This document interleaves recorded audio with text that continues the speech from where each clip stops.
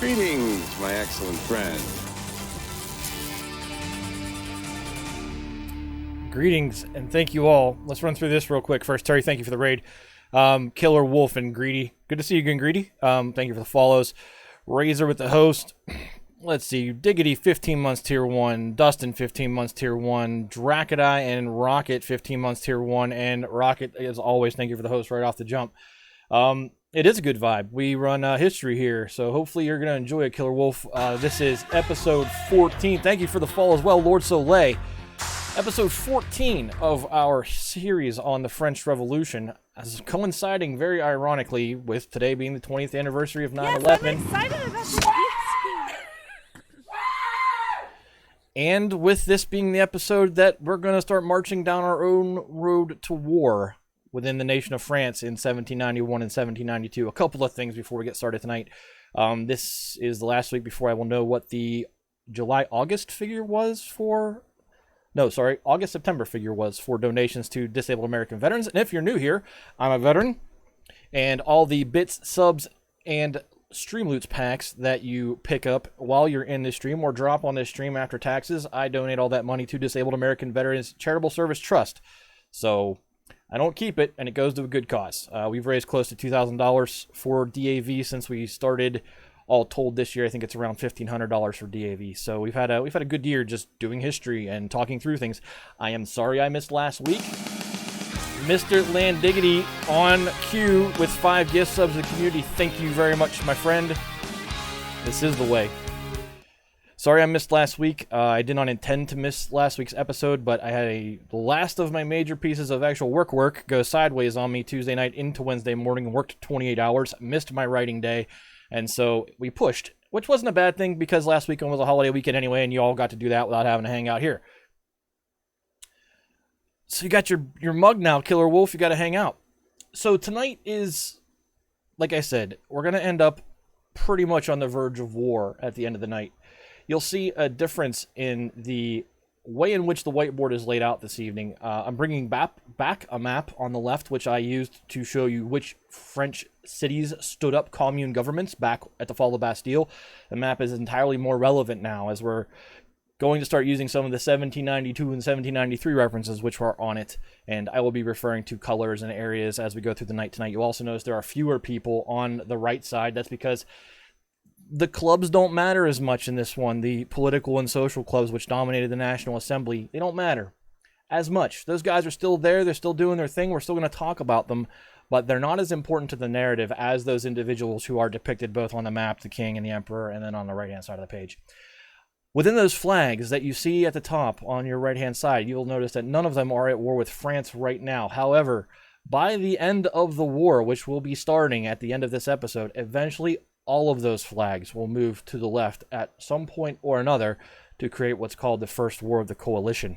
A few other notes. We are still doing the book giveaway as scheduled at the end of the month. You will notice a new command in the title of the episode, !muster. We have reworked the, quote, raid game, so it now kind of makes it a revolutionary, French revolutionary game. You can use muster, and there will be actually a drum call if you enter a wager, and there we go. You hear those drums? You know muster's been called. Here's the thing.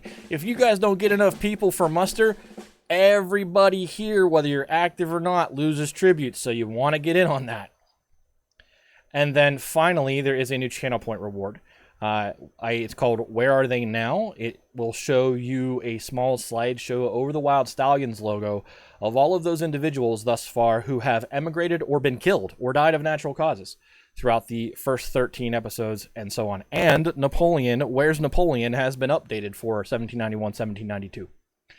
So we will kind of do a recap. You'll remember last episode, in episode 1.13, we closed the curtain on the National Assembly, that august body which came along and took form from the Estates General in 1789 and worked for 30 months to create the Constitution of 1791, which the Legislative Assembly now inherits in their first sessions tonight. So after the National Assembly shut its doors on that last day of September 1791, there was absolutely no gap in political business in France. Remember, the Legislative Assembly started on the 1st of October, the day after the National Assembly said, we're done, and handed over the reins. The elections for the Legislative Assembly started at the end of August. Where's Mads? Are you going to turn this tug session into a love boat? Maybe. But the elections for the Legislative Assembly started at the end of August and ran through September. Matt, thanks for the resub again. Everyone, I guess this is resub day because I missed last week. 15 months at tier 1. Thank you very much. But these elections for the Legislative Assembly started at the end of August and ran through September with the general assumption that the Constitution of 1791 was just about done and would be accepted by the king, which of course he did. So this entirely new slate of elected representatives were already in Paris and ready to work the very day the National Assembly said we're done.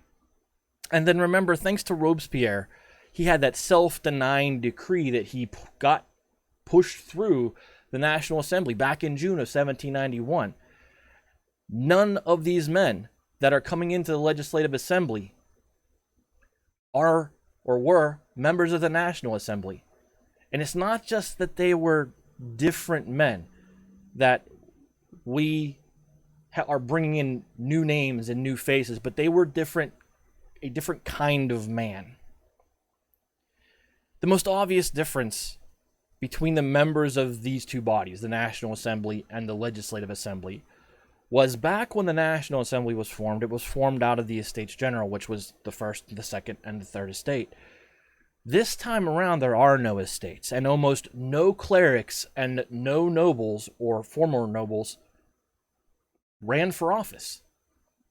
No one from these former groups ran for office, really. If there's a handful, but remember, there were 1,200 members of the National Assembly, and over 600 of them were constituted from the ranks of the First and Second Estate. That's not the case now.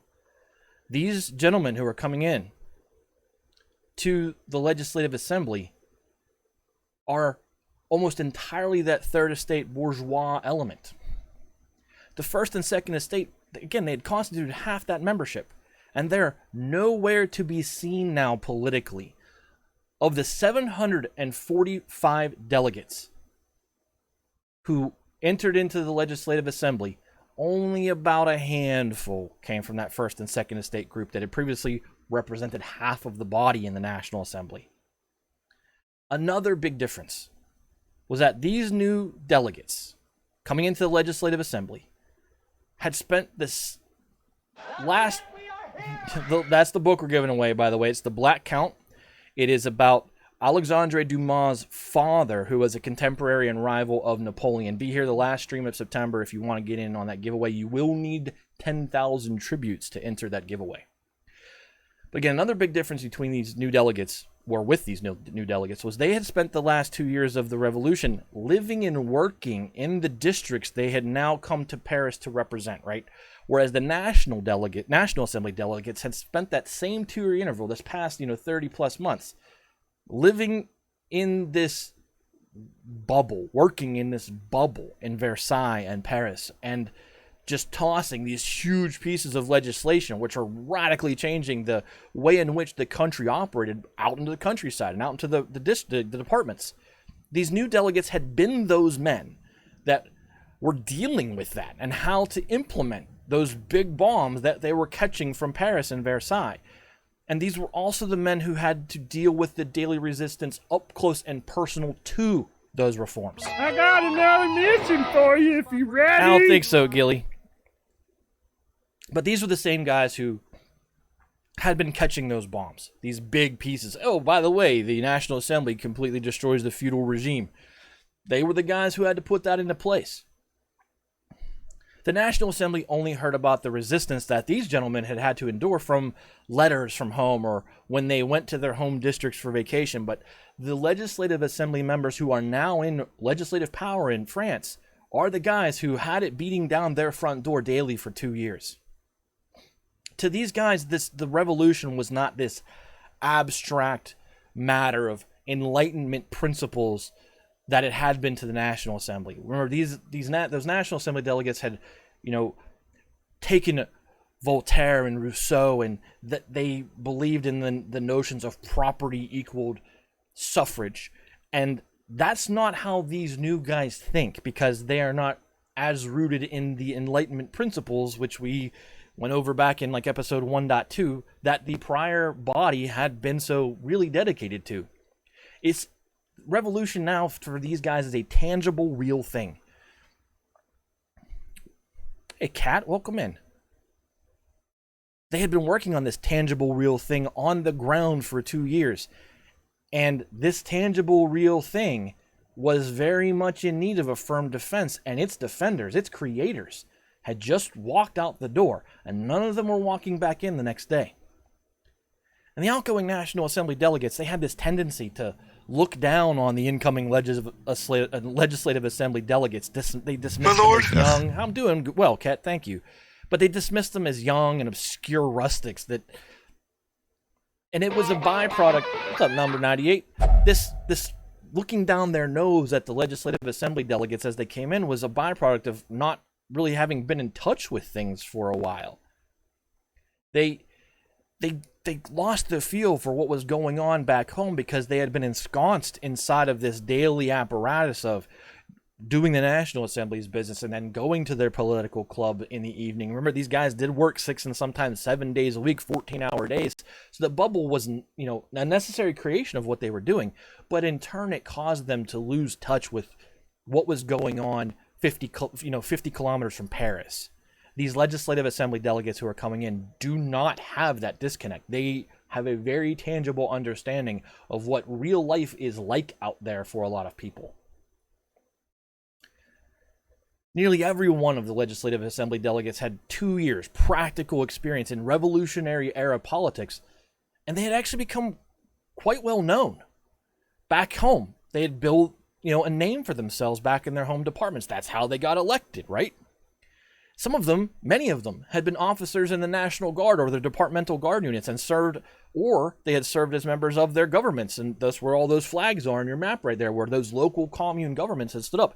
These are the guys who had been serving in those governments as well. They are now coming out of those governments, out of those departmental government, those lower level of politics, and moving up to the national stage. The departmental reorganization of France had created all manner of posts that needed to be filled. Remember how we went from the lines, everywhere's not lines, and all the provinces and all their different privileges to this relatively rational departmental system. And these guys had filled the jobs that system had created if they had not gone into the Guard, maybe they had done both, or if they had not gone into the commune government directly. And then there were the provincial Jacobin clubs, right? Remember how well organized the Jacobins have been basically since the winter they were created? That's never stopped. And so... For rock and stone! For rock and stone. That's never stopped. And so the Jacobins have been seasoning these guys, teaching them Jacobinist type politics on their way to being national level legislative authority figures. These new delegates that had come in had been deep in the day-to-day operations of the revolution in a way that the National Assembly delegates could not understand and had no frame of reference for. So that's one way these guys got their name, right? That's one way they got past the electors and got all the way to the new Legislative Assembly. But another way was, apart from serving in the local governments or the guards, there was this other way to get political notoriety and a following. And that was not serving the revolution or its engines, but by speaking against it, speaking critically and working against the revolution.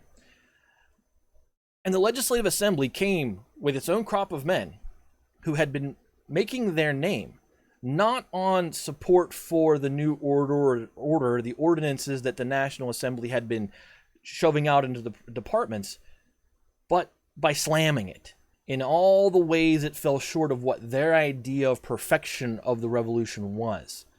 And given that conservative... Thank you for wasting your money. Thank you very much. But given that conservatism has been dormant for a while now, right? Most of those guys have, found the emigre door or just stopped coming to the assembly, the National Assembly, out of a boycott. Conservatism is kind of dead right now. So these criticisms, these people who are criticizing and slamming the revolution and the actions of the National Assembly and the Constitution of 1791 are doing so from the left. The revolution in their eyes had to go faster. It had to go further. It had to go higher. And their spiel was, send me to the Legislative Assembly and just see where I can take it. And that was a very common stump speech for those who were not supportive of the government or the Constitution as the new assembly rolled in. So when the new... I lost my place in my notes. I think I scrolled right past where I'll be. There we go. Nope, I didn't. Let me find where I was at. Here we go. So when... No, I got it. I just scrolled like 2 clicks too far. That is a first. My eyes just scrolled right past it. So when the Legislative Assembly delegates began to arrive in Paris in the summer of 1791, it did appear that that Fouillon Club, which was Duport, Barnave, and Lamette, that triumvirate of power, that it appeared that they were still going to maintain that ascendant hold that they had. Remember, they had kind of taken the Constitution in its final months and gotten it over the finish line. It appeared that that group was still going to maintain its power base. And remember that the electorate here is still only composed of those well-to-do, can pay enough taxes, are old enough active citizens. And even within that very small percentage of French citizens that could vote, when it came time for the Legislative Assembly to be voted for, only about 10% of the active citizens voted. That's not 10% of the French population. That's 10% of the small box that is the active citizens. So the men being elected and doing the electing for the National Assembly were drawn from this upper middle section of France's socioeconomic class. So mostly well-to-do property owners, and as always, and it always has been so far, more lawyers. So even though that the new Legislative Assembly, this body of delegates, came in leaning decidedly more left, there were still this core of delegates that kind of had a vested interest in solidifying this new order, right? Because they were enfranchised, they had the vote, and they had their rights because they were the Enlightenment era people that the previous group thought should be basically in power and have suffrage. But when they came to Paris, and I guess in that light, when they came to Paris, of the 745 delegates of the Legislative Assembly, when they arrived, only about 130 of them ran straight to the Jacobin Club and said, I'm in.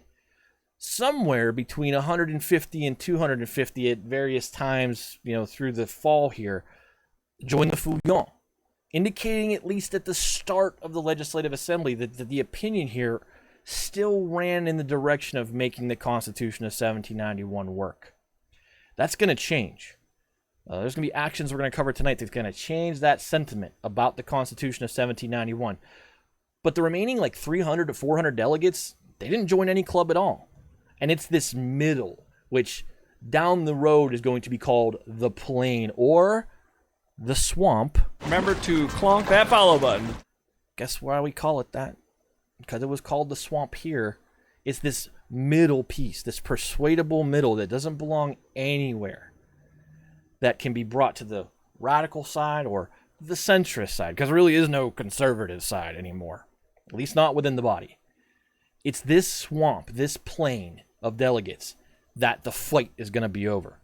And that fight will eventually be won by the Jacobins.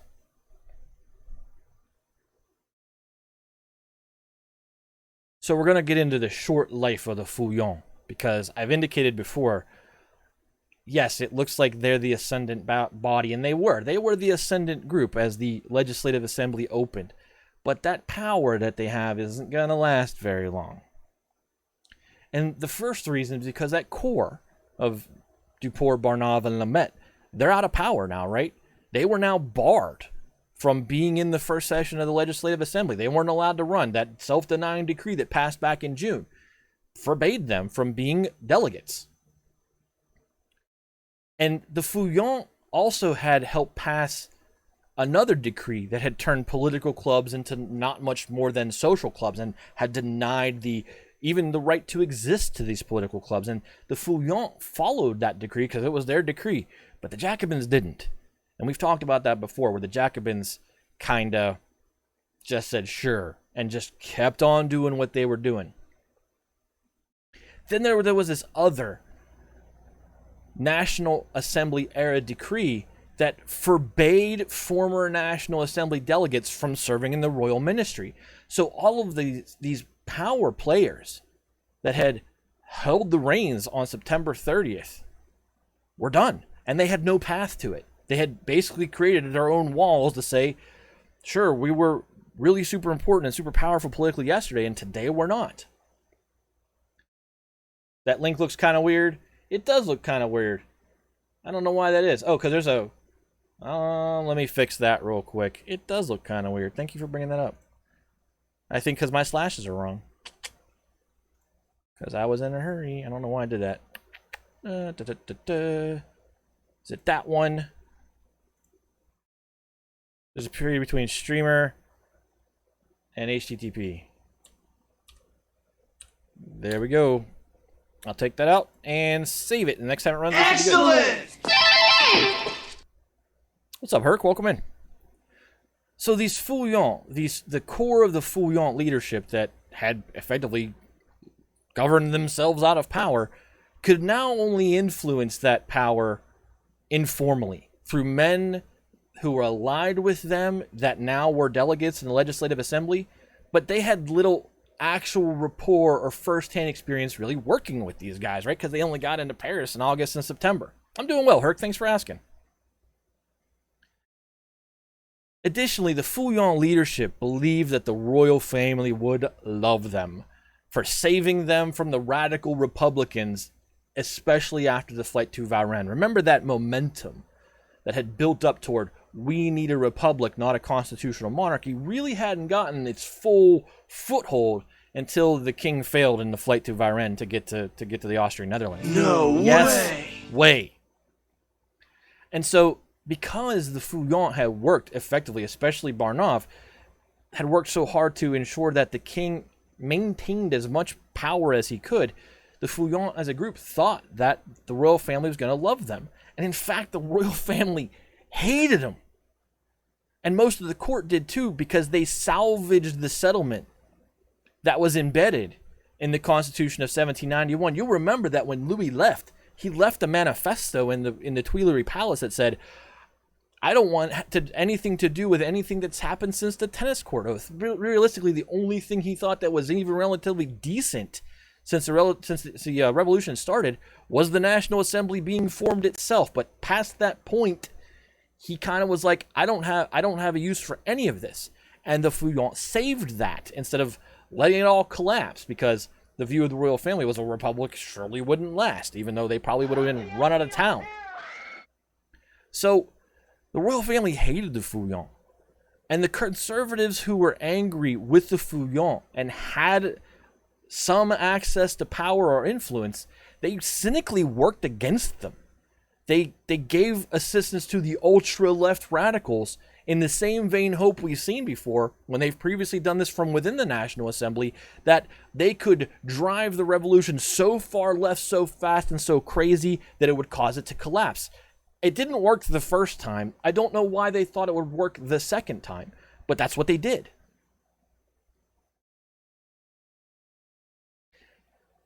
They were still kind of blinded by their notions that blood and title made them better than the other rest of the people in France. And those people were actually in charge of France now. And this realization that the royal family hated the Feuillants was really hard on Antoine Barnave. He's bottom right on your whiteboard screen. You'll remember he's one of the triumvirs. He's one of those core leaders of the Feuillants. But he was also one of the delegates that was sent to Varennes to bring the royal family home. We're going to talk about another one who was there too tonight. But Barnave established that rapport and that sympathy for the children and the queen, and he thought that relationship was kind of mutual. And it really wasn't. Queen Marie Antoinette historically is derided as a dandy, aloof, not in touch. But she was pretty sinister in terms of how well she could manipulate people. She was kind of like a spider that way. And she comes off in histories as kind of ditzy and only interested in parties and jewelry. She was a whole lot smarter than that. And she played Barnave. And Barnave, through the fall of 1791, begins to realize it. The other reason, or another reason, that the Feuillants were going to be so quickly out of power is they had deliberately depoliticized themselves. They had created this dues hierarchy where it was really expensive to be a member of the Feuillants. And they did not continue to organize a voting bloc within the Legislative Assembly, because I don't know why that decision was made, apart from the fact that they decreed that they really couldn't organize outside of the Assembly, and no one else should either, and we all trust you're going to do that.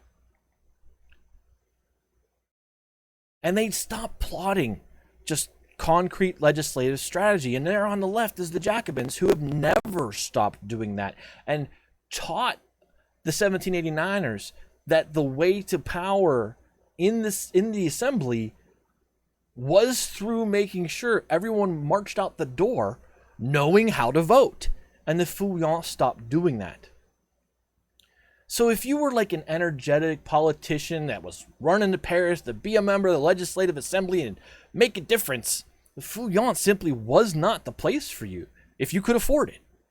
They had deconstructed everything that made themselves powerful in the National Assembly, and then wrongly assumed that all the other clubs and voting blocs would do so in the same way under the law, and none of them did. These energetic new politicians knew, or came to find out eventually, that the power of politics was in the Jacobin Club. And nightly, throughout the fall, the Jacobin Club is still hosting the most charismatic leaders and best speakers who are still debating the most important matters to the revolution of the day, as opposed to the mere social club that the Feuillants had transformed themselves into. And as such, those initial numbers that the Feuillants had bled off, because what could they really do within a club whose now sole function was really to meet and talk amongst themselves about what had happened and then plan no output from it?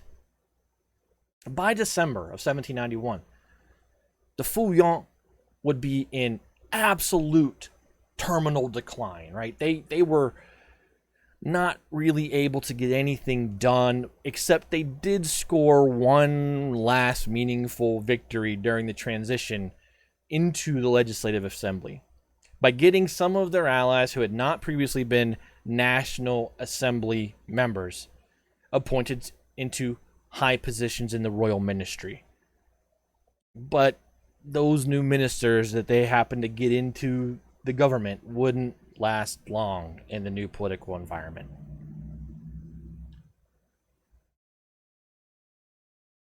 Questions so far, because that was a lot. Kind of getting through. We're not even talking about the Legislative Assembly being open for business yet, right? That was all 30 minutes of stage setting to say, this is where we are. This is the new reality, as opposed to the reality you understood in 1.13. All right, so the Legislative Assembly meets for the first time on the first day of October 1791, and as they begin meeting, they dove, I'm trying not to speak in the historical present after someone mentioned it, they dove headlong into two related issues which they believe demanded immediate attention.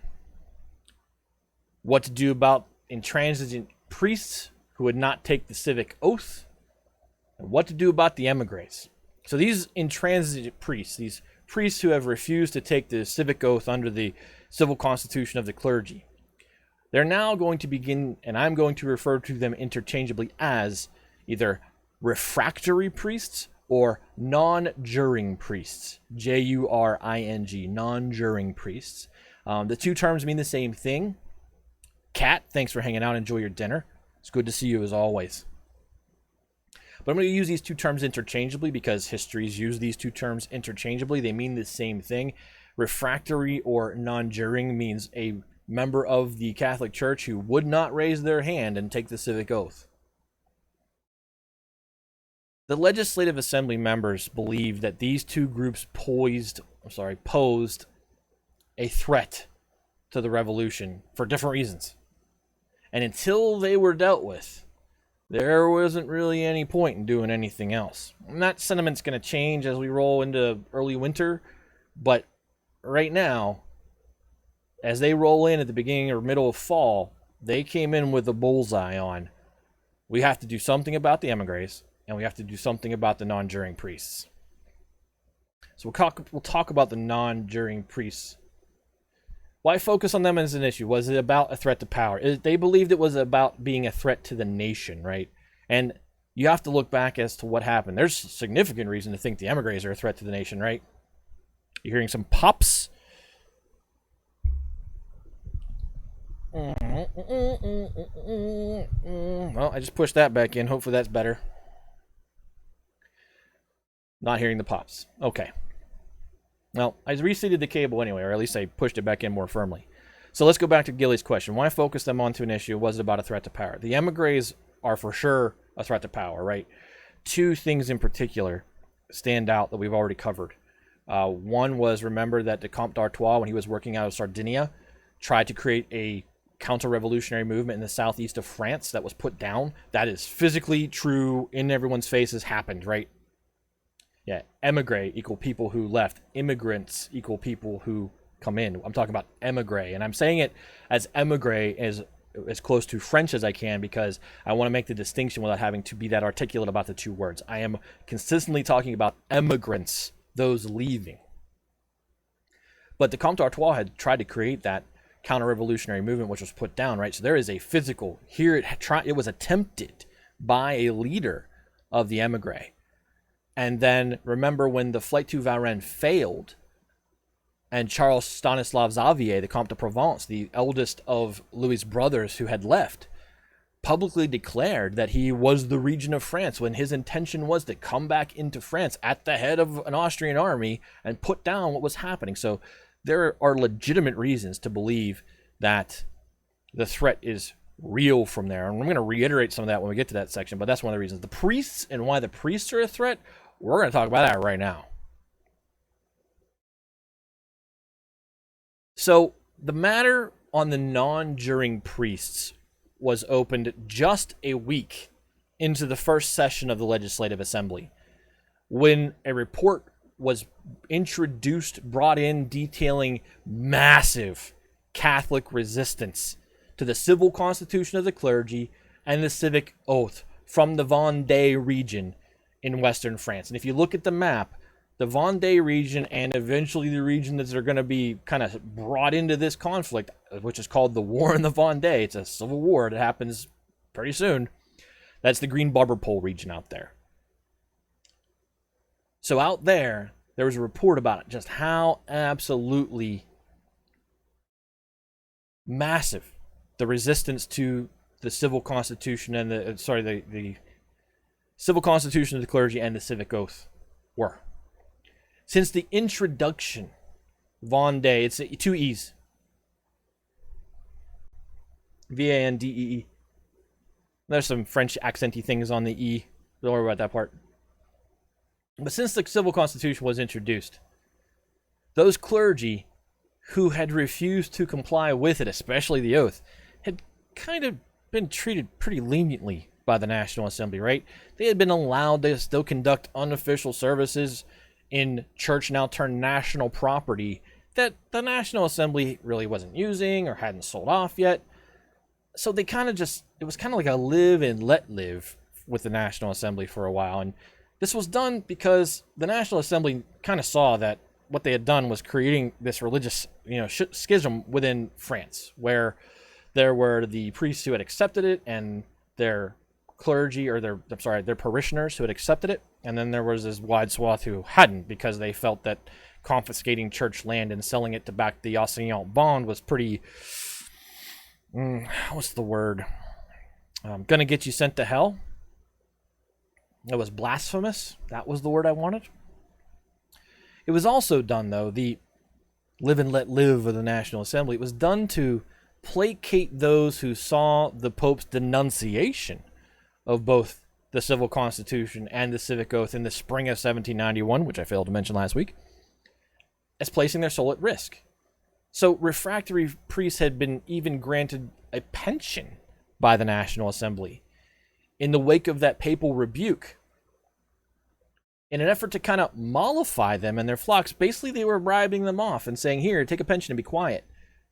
And it was hoped that these concessions and these compromises would, this leniency would give the non-juring priests the opportunity to kind of take their time and reconcile themselves to the new religious order in France now.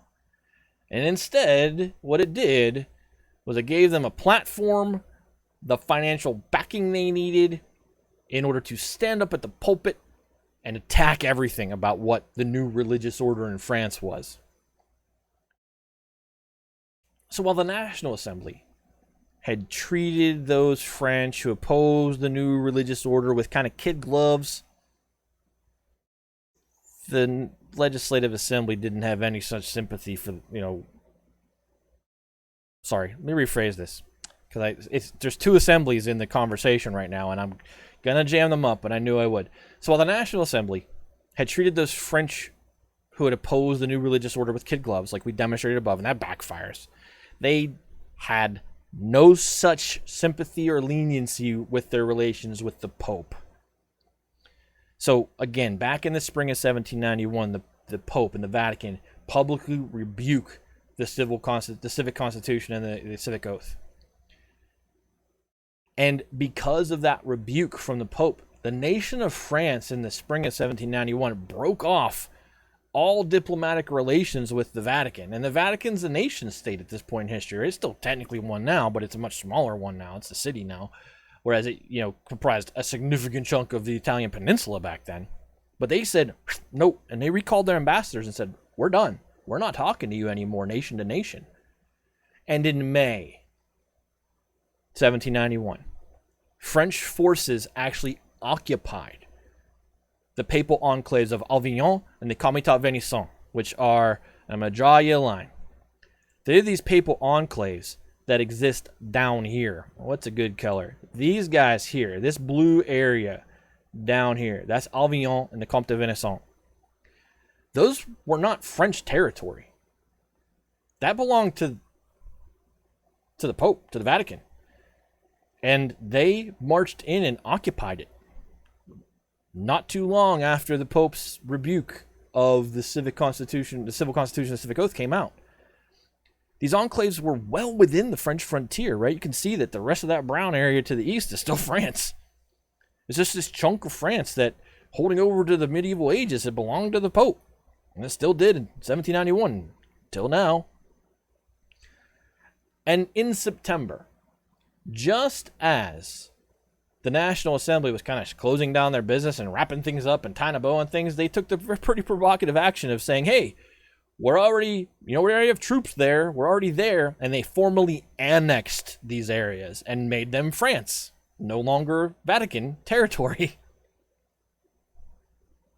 So that's this blue area down here. France has said, boink, that's ours now. It's in our borders anyway. And it kind of makes sense to do that. And I guess this was an opportunity to do so. No, the Pope was not that thrilled about it at all. The annexation, though, which occurred in the mid to late part of September 1791. This is an aside, but just wondering. Ask your question. I'll stop.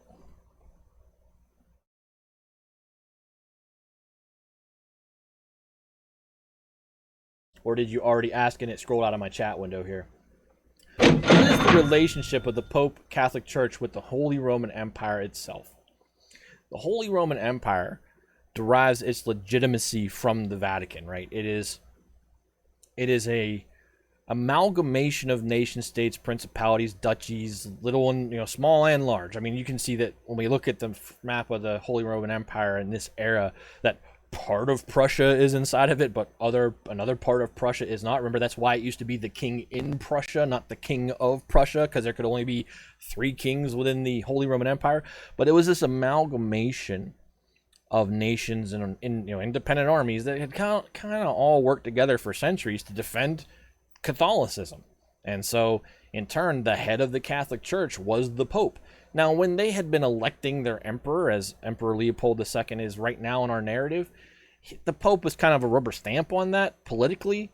But if the Pope made the call, these nations would rally and fight on behalf of the church. And the Winged Hussars, which are a Polish cavalry unit, and there's a Sabaton song about them, which some of you heard me talk about before.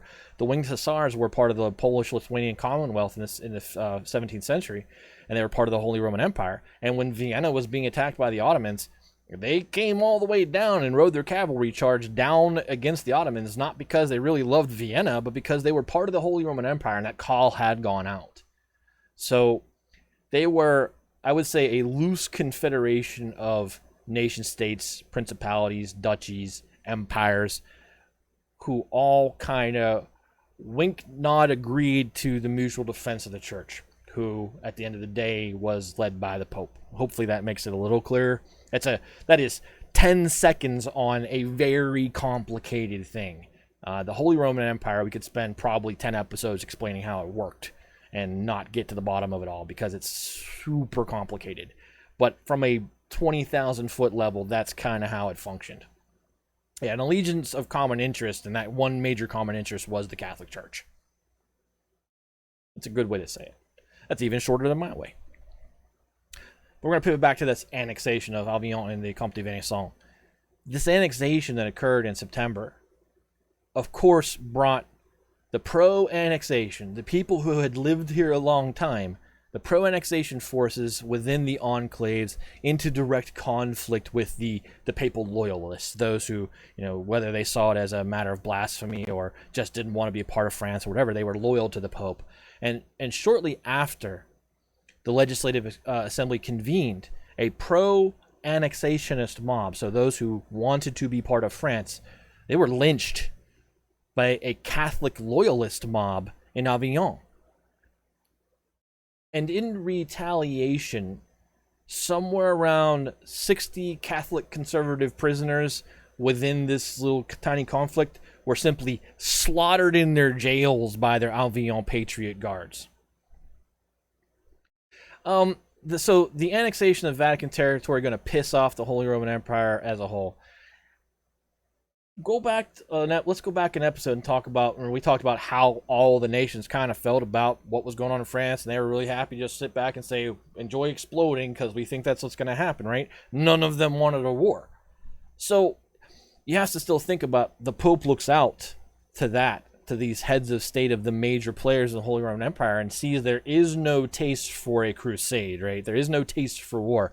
So if he was one to stand up and declare a holy war against France, and he didn't have the backing of the major players, how well was that going to go for him personally as Pope, right? There have been many instances where armies who have fought on behalf of the Pope and were not paid walked to the Vatican and deposed the Pope.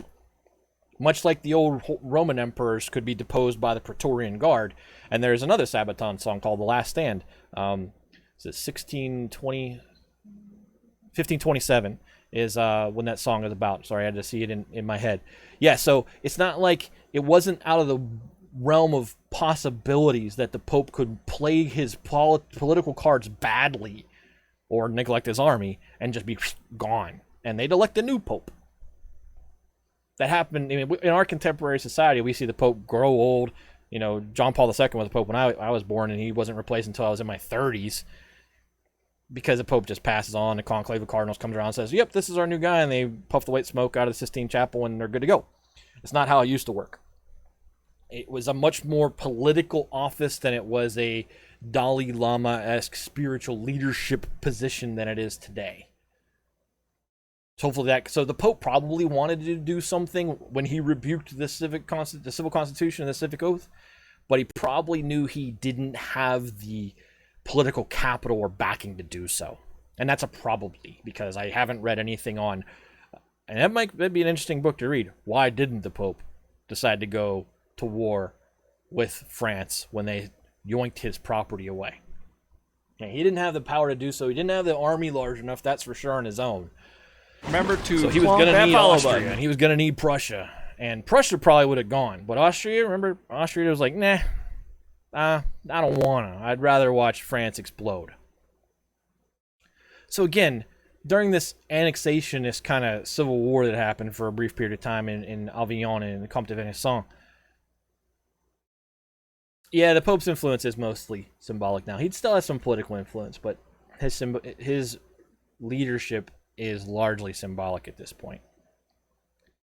But again, within this annexationist civil war that had happened, this retaliatory murder of 60 Catholic loyalist prisoners by their Avignon Patriot Guards, basically in their prison cells, for those loyalist forces having lynched another group of pro-annexationists, happened. And the Legislative Assembly gets informed of this slaughter on October 21st. And coupled with the reports coming out of the Vendée, and we're just going to let you know, that green barber pole is a good, just associate that with Vendée, because when we say Vendée in the future, and we're going to, I mean that area. Large area of internal political uprising. When they found out that what had happened to this slaughter of these prisoners had happened, and pro-annexationists had been killed as well, and then they get this report about the Vendée, along with their own first-hand experience, because remember, these guys had just come in from the departments not 2 months ago. It was clear to them that the potential for religious schism was threatening to tear the nation apart. And it's interesting that no one Yes, I'm excited about this. along the way here has said, hey, maybe backing the enseignant with church property and making the clergy take an oath to the nation first isn't the best idea. But no one ever gets there. They all see revolution, nation first, and they never back off of it. So we've been going for 55 minutes. We're going to take a break. When we get back, we're going to talk about the other issue that the Legislative Assembly had to take up, or felt they needed to take up when they got to business, and that's the emigre. We're going to cover what they did with the emigre, and we're going to kind of start interweaving these two topics a little bit because their timelines do mesh and overlap at points, and I don't want to go through one and then say, okay, let's go back here and do it again. We're going to just interleave them a little bit. So, again, Diggity, thanks for the 5 gift subs. Thank you all for your resubs. Thank you for the new followers and the raid from Turi. We'll get back to what's going on in the fall of 1791, and then we're going to bring back Jacques-Pierre Brissot. If you remember, he was the author of the petition that was used and put on the altar during the massacre of the Champ de Mars. And I questioned at the time, hey, whose side are you on? Why are you writing a petition for the Cordeliers when you're supposed to be in the Society of 1789? We're going to get into that question too. And then Brissot is going to just pound the drum and march France off to the precipice of war. So get up, stand on your feet at least for a minute or two, get a drink, go to the bathroom, stretch your legs, please. We'll be back and we'll keep going. Thank you all for being here. New followers as well. I hope you're enjoying yourself. If you have questions on how things work here, please let me know. I'll be back in a few minutes.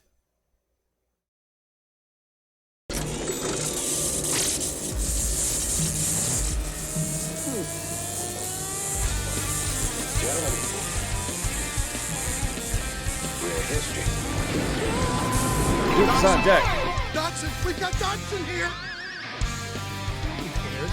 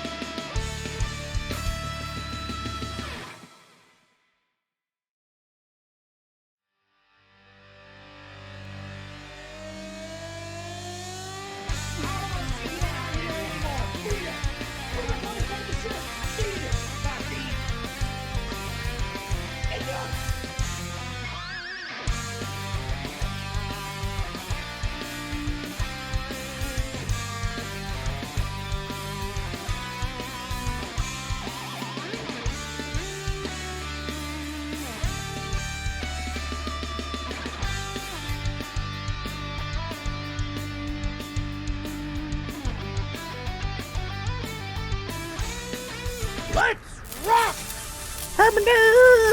Welcome in, my friend.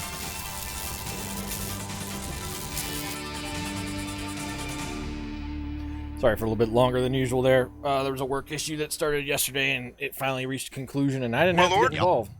No way! Yes, way. It really got fixed by somebody else. Well, wonders never cease. And if you're lurking out there, Skinja, you did a good job, and if you catch on the VOD, thank you very much for handling it. Must play me again. What? Best 2 out of 3. No way! Yes, way. Yes, way. Freaking love that scene. I said plum. Yep. This whole scene's great. You haven't watched Bill and Ted's series of movies recently, and I watch them a lot because they just are funny and I enjoy them, and I love picking the little bits of history out of them. They're all great. I think we just passed the 1-year anniversary of Face the Music, and it was a great movie too. I think we all watched that together. Left Hand Green. Yep. Should do something with that one too. But anyway, the issue of work is resolved. You guys have been seeing, by the way, in the bottom where I pop up little things that don't interrupt the main screen, where about DAV and bits and subs. You've also been seeing one for Two Left Thumbs podcast, which is Deaf Puppies podcast. Permanerb has previously been on that podcast, and I will be recording for it tomorrow, and we will be talking about educational streaming. And I guess why I do it, and what are the challenges to it, and how people can get involved doing the same sort of thing. And I think I'm going to also kind of try to drive the conversation toward charitable streaming, like, you know, Yomega and I and Sturf and Permed as well, very much involved in driving some of our revenue or all of our revenue toward a good cause. So yeah, I will let you know when that episode airs, when it's on YouTube, etc. But preemptively click that link and follow that podcast on your favorite platform if you don't mind. And just give Deaf Puppies the follow. Give the podcast a follow. He's a good guy. He's out of Australia, so it's going to be really late at night tomorrow and really early in the morning for me when we're talking. But we'll be talking half a world away about educational streaming. 2 left thumbs. I misspoke, just like you mistyped. Get off my back, Rocket. So any questions on anything before we move on? And can anyone identify the second from the left flag above, by the way?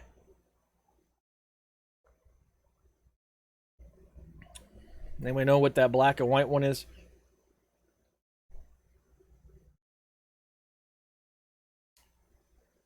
Stage left.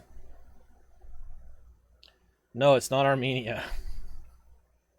So to give you a rundown of those flags, the far left is Austria, right? This is not what their flag looks like right now. It's actually yellow with that eagle crest in the middle because they are the Holy Roman Empire. The next one, the black and white with the eagle, is Prussia. Obviously, you know Great Britain's flag from this point in history. You notice it's lacking the red trim because there isn't a Northern Ireland yet. The next one over is the Russian Tsarist flag, or the Tsarist Empire of Russia. Then the Ottoman Empire and the Spanish. So as we move them all over, if you don't remember which one's which, just ask. So I'll put a mouse here if I can. I don't know if it's going to show my cursor. Yeah. So this guy here is Austria. This guy's here, Prussia, Great Britain, Russia, the Ottomans, and the Spanish. So before we took the break, don't forget, if you don't get in on the muster, you're all going to lose tributes.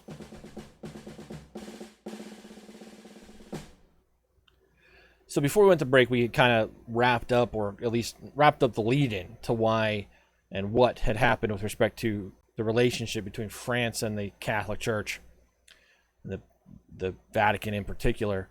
But now the Legislative Assembly was also going to have to focus on what to do about the émigrés, those individuals who had left France. The delegates believed that ignoring this threat posed by the émigrés was foolhardy. And again, those who hailed from that southeast region where the Comte d'Artois had already staged that one attempted counter-revolutionary insurrection. They had evidence in their back pocket. They'd seen it firsthand. They had seen the émigré community try to do something about it, about the revolution. The National Assembly had attempted to force the emigres to come home after the flight to Varennes by announcing in late July that the property of any emigre who did not return to France within 1 month would be subject to triple taxation. And the king even put out a proclamation on July 31st, my birthday, calling for his brothers specifically to come back to France. And none of this had any impact, and emigration actually increased during the second half of 1791 from both the conservatives and the army. Remember, the officers started leaving in droves, and that picked up pace. At the behest of the Legislative Assembly, Louis reiterated on October 15th this public call he had already made for not just his brothers, but all the princes of the blood to return home. So remember, there's 7 princes of the blood. They'd all led a committee during the Assembly of Notables. He reiterated that call on October 20th for them all to come home. Sorry, October 15th. He voiced his confidence that the new constitutional order could work if they would just give it the chance to work. But on October 20th, the new delegate, or one of the new delegates, the new delegate who would command the attention of the assembly, the nation, and most of Europe, would give his first meaningful address to the Legislative Assembly, and that was Jacques-Pierre Brissot. And he is about to plunge Europe into war. And he is upper left. You'll remember that Brissot has previously resided on our board within the Society of 1789. We're going to do a little bit of a biography here, as we usually do when a major player kind of gets their first big-time, impactful moment. Brissot, and I'm just going to call him Brissot because it's easier. Brissot was born in January 1754, which makes him about 37 years old at this moment in our historical narrative. He studied law and apprenticed as a law clerk in Paris, but the law wouldn't be his job, nor what he really cared about. He married a woman who was adept at translating English works into French, and as a couple they moved to London, where they started a family together. And his real passion was the written word, like writing, journalism, books, any form of writing was really where he lived. And while living in London, he made a living as a journalist, writing for various newspapers, and then he tried to make a name for himself, writing works of legal philosophy that were really rooted in theories of Rousseau. And in the 1780s, he embarked on a very ambitious enterprise to collect all of the advanced philosophical and scientific works from around the world, all in one written work. We might consider that to be something like the encyclopedia, and we're actually going to cover later on in the series where the encyclopedia comes from. Brissot kind of had the idea for what would be known as an encyclopedia of philosophical and scientific works early on, but it was too ambitious for one guy to do, and it failed. Then, when he returned to Paris from London in 1784, he was promptly thrown in jail for allegedly publishing a pornographic pamphlet which starred none other than Queen Marie Antoinette. It wasn't the high-minded legal philosophy rooted in the theories of Rousseau that the guy was really trying to write, but those weren't paying the bills for him, so he wrote a pornographic pamphlet about the Queen. And for this, Brissot was thrown in the Bastille in 1784. And this makes him one of the few revolutionaries. Bogus indeed. It makes him one of the few revolutionaries who had this very special bullet point on their resume: had been imprisoned in the Bastille. After about 4 months in the Bastille, he was released, and then he promptly published a letter to Holy Roman Emperor Joseph II at the time, the older brother of Leopold II, arguing that the emperor's subjects were perfectly entitled to revolt against him any time they saw fit, because he believed very clearly, like Rousseau and Voltaire and many others of the Enlightenment era did, that sovereign power came from the people and not from a family or a bloodline. And since Austria was still France's ally then and kind of now, the hammer came down. They started looking for him. They're going to throw him back in jail, and he had to run, and he went back very quickly to London. Yeah, so she really loves him. I don't think so. But he doesn't really love the royal family either, because they threw him in the Bastille. So during this second stint in London,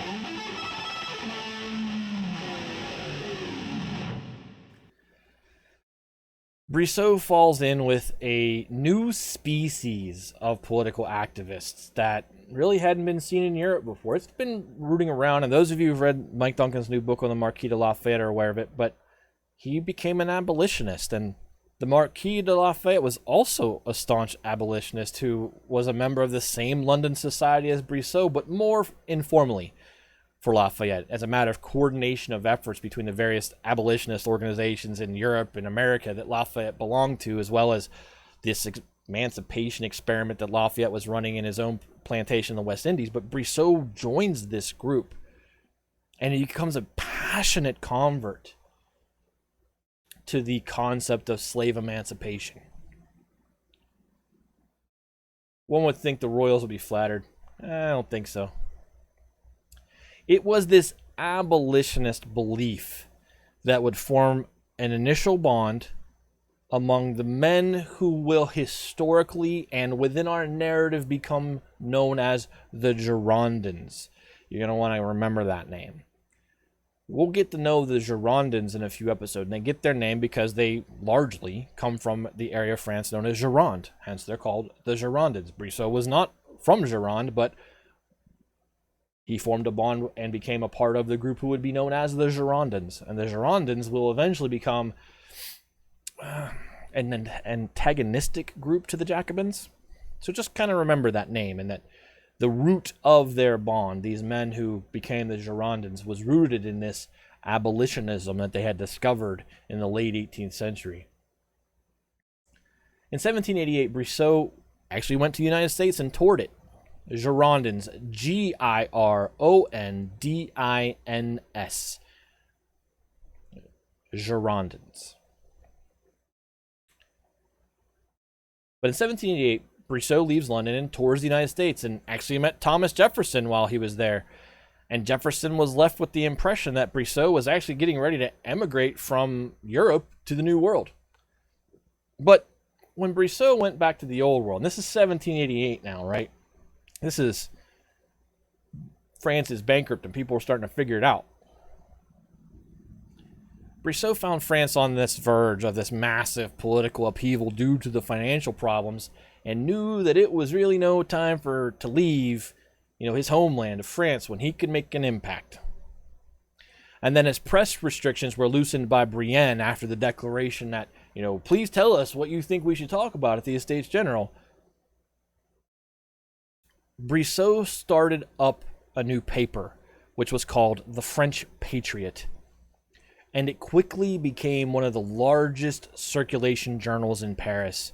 And it earned him enough notoriety that, if you'll remember, the Paris Commune government kind of took over in July 1789, but it eventually held elections, right? And when those elections were held, he was elected into the Paris Commune government. And that's how he came into association with the Society of 1789. Remember, because Jean-Sylvain Bailly, top right, was the first mayor of Paris, and he was a 1789er. And Lafayette was a commander of the National Guard, and he was a 1789er. So initially, Brissot is kind of folded into that. He folds himself into that group. But he didn't philosophically agree with them. He had much more in common with the Cordeliers and the radical leftists and the Jacobins than he did with anybody within the Commune or the Society of 1789, which is why he was the principal author of the Massacre at the Champ de Mars petition. Brissot had developed into an ardent Republican even before the flight to Varennes. Brissot was generally opposed to all of the injustices and inefficiencies of the Ancien regime, but he also had a personal grudge against the royal family because they had imprisoned him in the Bastille and chased him back to London a second time for writing, I guess something that was questionable enough for them to do so. And whose side you're on that argument, I don't know. But he bore a grudge for it, for sure. He was in prison for 4 months for writing something. I'd probably be upset too.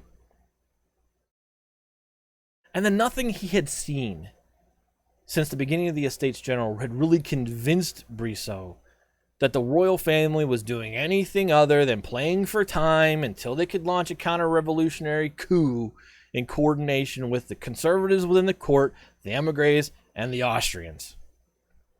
And that's kind of true. I mean, Louis' own manifesto makes me question how committed he is to the new constitutional order in these decrees he's making to his brothers and his cousins, because he had said, I don't have any use for any of this. Brissot's impression is probably not wrong to have. The flight to Varennes was just simple further proof for Brissot that this Austrian plot that he was fixated on, this coup that was going to happen in coordination with the conservatives at court and the emigres and the Austrians, this Austrian plot, the flight to Varennes just further confirmed it in his brain. And then Brissot did not suffer, for his involvement with the Champ de Mars petition, and shortly thereafter, because he was a notable guy at this point, was elected to the Legislative Assembly representing Paris. So believe it or not, I am, how many pages in? 6 pages into a 13-page outline. And we have covered the first 3 points, because the last one is going to be detailed and take a while. So in this maiden address that I illustrated before we got into Brissot's background, that occurred on the 20th of October, 1791, this address was focused on what to do about the émigré. Brissot deployed a series of suggestive rhetorical questions in the very same manner that modern news show pundits do, which paints a picture that they don't have to give the answers to. They just ask the question and kind of let you draw your own conclusion. He asked these rhetorical questions that paints this picture of this vast Europe-wide conspiracy against France, which was being orchestrated by the emigres to topple the revolution. Terry, yes, I'm just asking questions. Thanks, I already hate it. Yep, exactly that. You guys made the connection very clearly. He asked these questions. Why were Prussia and Austria becoming so cozy? Why had they issued the Declaration of Pillnitz, which promised retribution if the royal family was harmed, but really not really, because there was that clause that said, hey, everybody in Europe has to agree or we're not doing anything anyway. Why had Russia so suddenly cut off its war with the Ottomans? Because they had beaten them. Why were the Swedes assembling artillery, which they were doing? Then he thundered to the conclusion that French honor was at stake, and the concept of French honor is a big deal. It's a big deal in the 20th century, in World War I. French honor was at stake, and the time had come to take action against the Austrian plot preemptively. He moved within this speech that all property of the émigré princes should be confiscated immediately, and if that didn't bring them home, then France should attack all those who harbor them. And at the moment of the speech, that meant the Holy Roman Elector Principalities of Trier and Mainz, which are small little duchy areas along, within the Holy Roman Empire along the Rhine, which is the river on the northeastern side of France. And this is where the Comte d'Artois had set up his shop. Emigrating French officers had been flocking to d'Artois' court, where they now comprised a ridiculously top-heavy, 4,000-man military force, where it was 90% officers. So for those few private Remember to clunk that follow button that were out there having to do all the work for all the officers who didn't do the work, I'm sorry, but it was that lopsided. And he was pointing to this body of 4,000 former French, military army members as a force that could come back into France, when realistically they couldn't. And they didn't have enough actual troops, just too many leaders. But regardless, Brissot's speech was a massive hit within the Legislative Assembly. Even if they weren't quite ready to say, yeah, let's go ahead and declare war, Brissot was ahead of the times with this aggressive warmongery, rhetoric, but he wasn't that far ahead. Just barely ahead of the times. 11 days later, October 31st, 1791, the Assembly gave the Comte de Provence, who was next in line to the throne, so that's Charles Stanislav Xavier, the Comte de Provence. They gave him 2 months to return to France, or he would be written out of the line of succession constitutionally by the Legislative Assembly. And I would imagine if they did that, they would then do the same thing to Comte d'Artois, but I don't think they had enough time to get at that point before war broke out. On November 9th, the Assembly passed a sweeping anti-emigre law that said, if you left France, return to France by January 1st, 1792, or all of your property will be confiscated and you will be considered traitors to the nation, which was a capital, meaning punishable by the death penalty offense. These 2 matters were sent to the king as bills for his signature, kind of as a combined piece of legislation. And guess what the king did? Anybody guess what the king does? He has these 2 pieces of pretty incendiary legislation on the desk. What's he do? He does not sign it. He vetoes it with his perfectly legal Constitution of 1791 guaranteed suspensive veto. He vetoes it. These laws are now officially in suspensive veto limbo. Yes, I'm excited about the gift scheme. And as they are in suspensive veto limbo, there is nothing legally that the Legislative Assembly can do about it. The Assembly was bound by constitutional rules who had been drawn up by their predecessors, none of whom were now present in the legislative chamber to defend the need for the legality of the veto. So you have these guys who want to take these drastic steps against the emigres. Both, hey, we're going to write you out of the line of succession if you don't come home, and hey, everybody get back by the first of the year, or you're all death penalty ready traitors. They wanted to do these things. The king said no, and legally said no, and they all going, well, why? Why can he do that? Whose good idea was this? None of the 745 guys in this room decided that's how that should go down.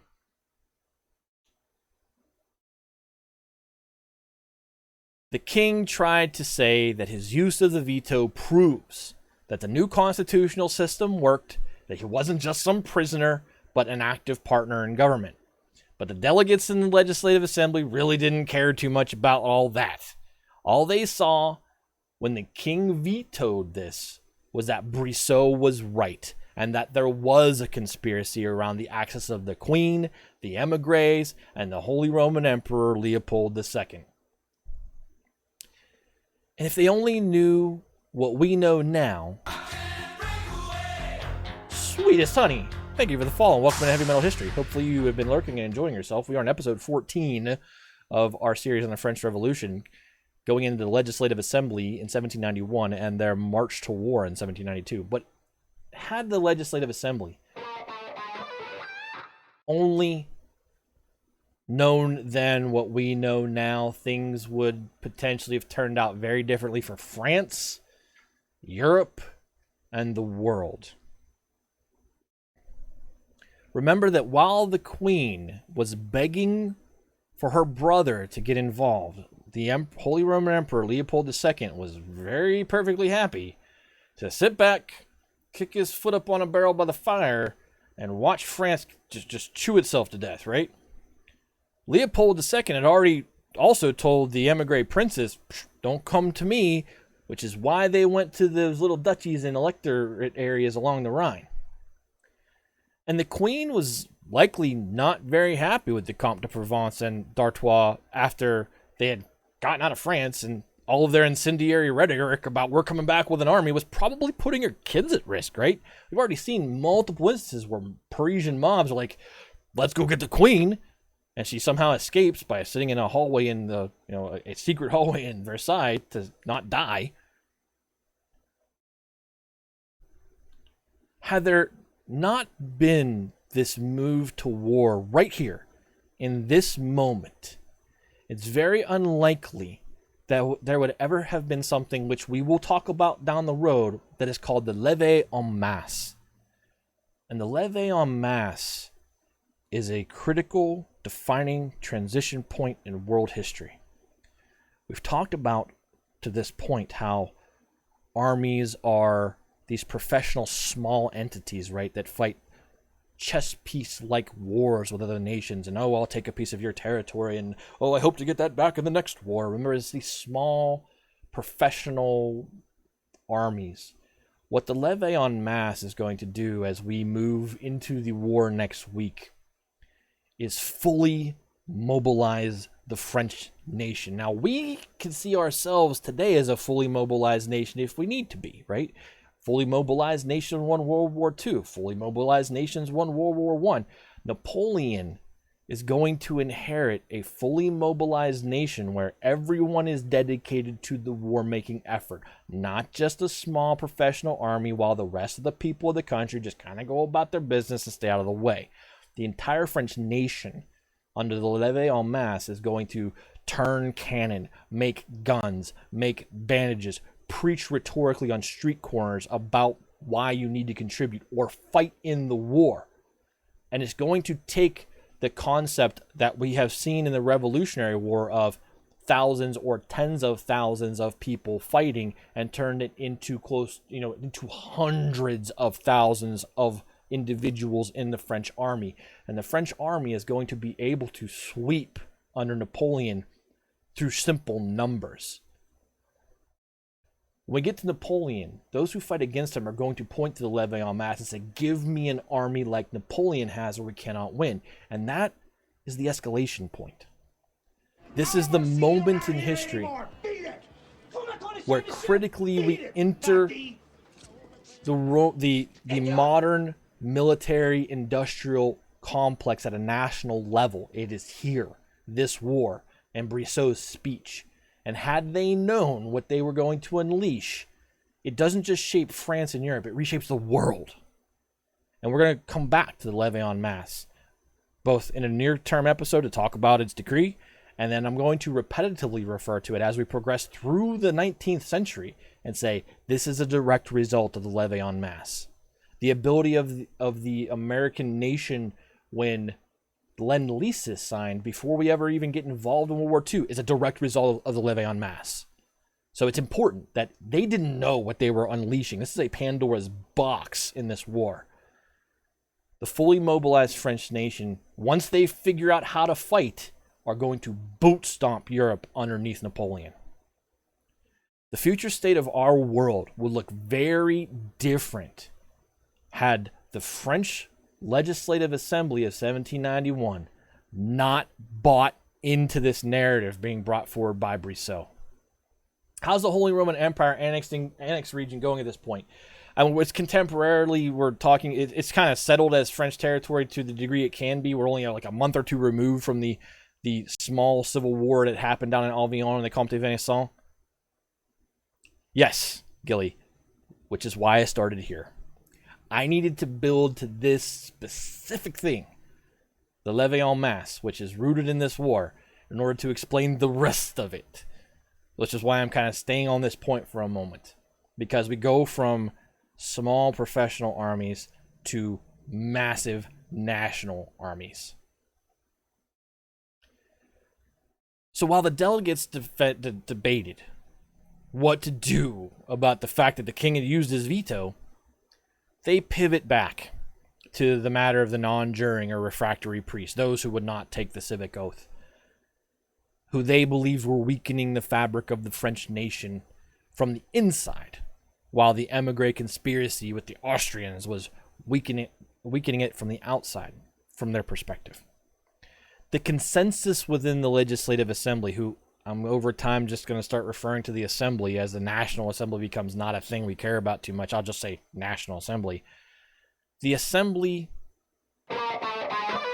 Good evening, friends. What's up, Fletch? Welcome in. The consensus within the assembly was that the refractory priests could no longer be treated with the kid gloves that had been exhibited towards them by the National Assembly. That the restrictions on their freedoms, up to and including exiling them, was a perfectly acceptable path towards the future of France, given their perception of the circumstances. Yes way. So they didn't see the refractory priest in the same light that the National Assembly did. And it's ironic. Whoa. I pressed something and the font went way down on my thing. But anyway, I'll keep reading. It's ironic that the assembly would be willing to create more emigres from within the clergy by exiling them, while demanding that the noble emigres come home at once, by January 1st, 1792, or be traitors, get hung and shot, or pretty soon guillotined. So on November the 29th, we're talking about like one day from you have to take the civic oath. Remember last year, 1790, the National Assembly said, here's a civic oath, you've got a year to take it. The day before that was set to be the deadline, they decreed a new civic oath that must be taken within 1 week. It was the same basic concept as the old one, loyalty to the nation above all. And if anyone refused this second oath, they would be stripped of those pensions that the National Assembly had given them. And any priest who proved to be a double refractory, which means they didn't take the first oath, and they're not taking this oath, would be deemed officially suspect. And that's a really nebulous Big Brother type term, right? But get used to it, because there'll be a lot of nebulous Big Brother type terms as we talk about the Reign of Terror. That anyone who was a double refractory would be deemed suspect and would be subject to inspection by the brand new surveillance committee that had been established within the Legislative Assembly. And these double refractories could be kicked out of any region of France deemed to be suffering from religious disturbances. None of that seems like it's super great and can be used for anything they want, does it?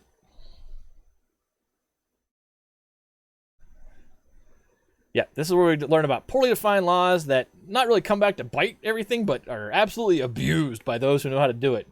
Vague by design. This will be fine. Yes, exactly. Totally fine.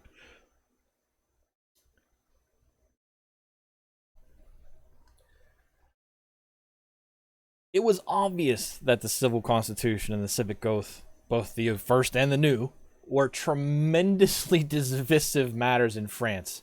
And instead of backpedaling from these decisions that were made by the National Assembly, the Legislative Assembly doubles down on them with the new Civic Oath. They're blinded by the concept that loyalty to the revolution over national unity under the Constitution is what matters. Because they could have simply said, you know what, we're the Legislative Assembly now, we're going to get rid of the Civic Oath, right? The Civil Constitution of the clergy is going to exist, and we're still going to confiscate church lands, but we're not going to make you, the clergy, take an oath that you feel is blasphemous. And they could have probably healed the schism a little bit, and they chose not to. They said, like, no, you have to take that one by pretty much tomorrow, and then this new one by next week. So while the delegates considered these internal religious matters, Brissot and his allies continued to just hammer on the need to take action against the princes and the emigres right now. They began to argue that war would solve everything, that it would neutralize the emigre community and put Europe on notice that France would not be bullied. And most especially, it would help expose traitors at home. Those who did not support the war could be deemed unpatriotic, therefore not backing the revolution. That's a crappy way to do that, because pacifists may really like the revolution but not want to go to war. But for Brissot, this didn't mean just conservatives, secret reactionaries, and non-juring priests, but the royal family itself. If they didn't back the war, they could be deemed unpatriotic. War against whom? Well, remember, whenever he made his speech, he said, we should tell the emigres, those who are harboring the emigres, that if they don't kick them out, it's war now. We're going to come declare a war on you because you're harboring them. that was the nuts and bolts of what he was saying. Those who harbor the emigres, especially the princes, are our enemy should you not displace them. And remember, right now, it's just, Trier and Mainz. These little tiny places on the Rhine. Easy peasy. Boink, boink. But the point here is that Brissot was trying to tie support for a war to support for the revolution.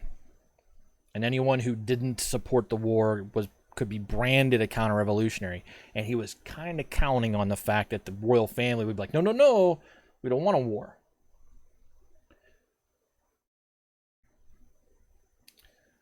So, on November 29th, the same day that the new civic oath was passed, a delegation from the assembly went to the king and demanded that he issue an ultimatum to these German principalities: expel the emigres, or face war.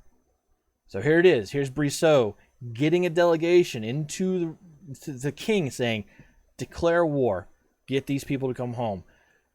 Because if you don't, and this was the unspoken thing here, you're obviously unpatriotic. And to the surprise of everybody, the delegation was simply shocked when the king heard them out and said, sure, I'll do it. Now, Louis didn't support war for the same reasons that Brissot wanted war. Louis was convinced that if France attacked these German princes, it would mean that Austria must get involved. And that once Austria was at war with France, the overmatched and officer-depleted French army would just be brushed aside. This would allow the Austrian army to march on Paris, and the royal family would be finally delivered from the clutches of the revolution. So after he agreed to deliver this ultimatum to the German princes, Louis believed he had the necessary political cover to then issue his second veto. And so he sent the new civic oath out into suspensive veto limbo land as well.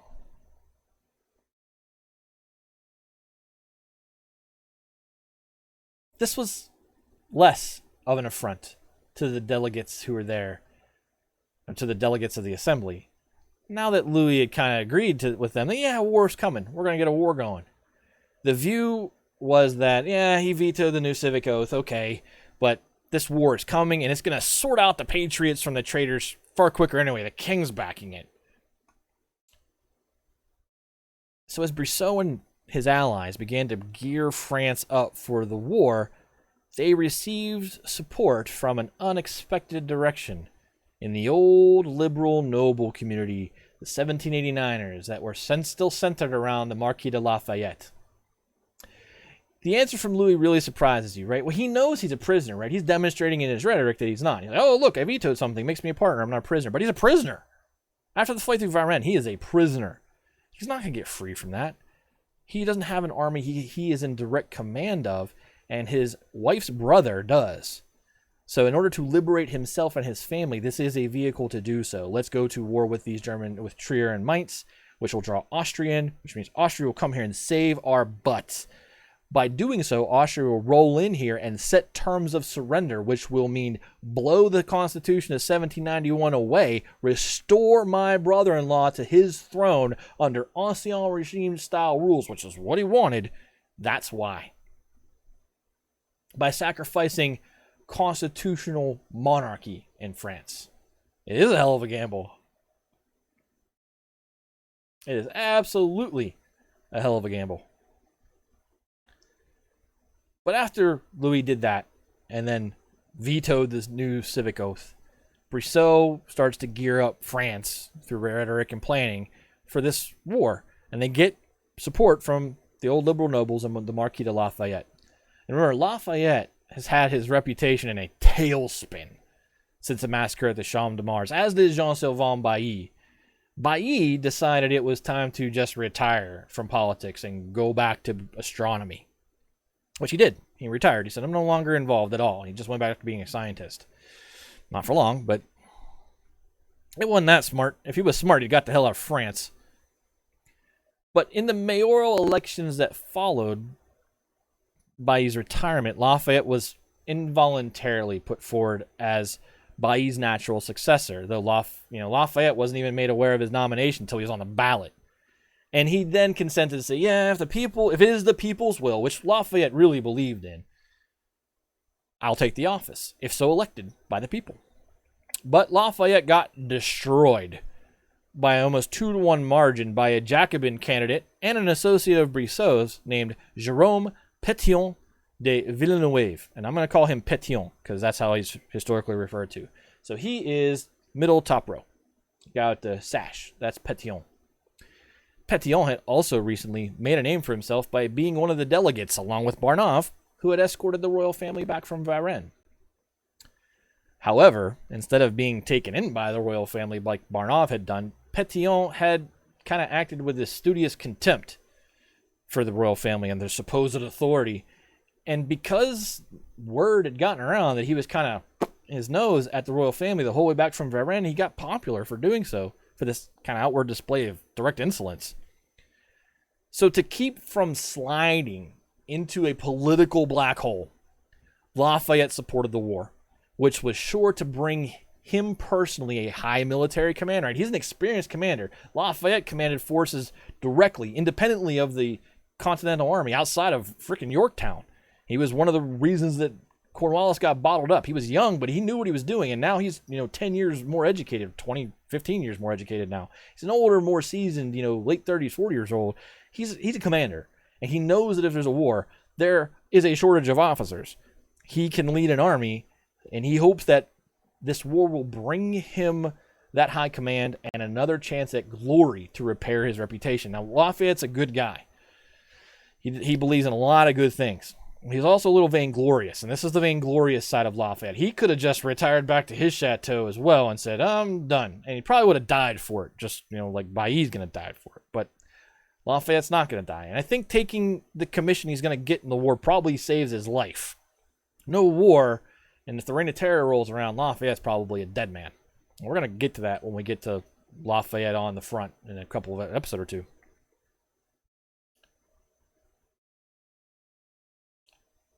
Boy.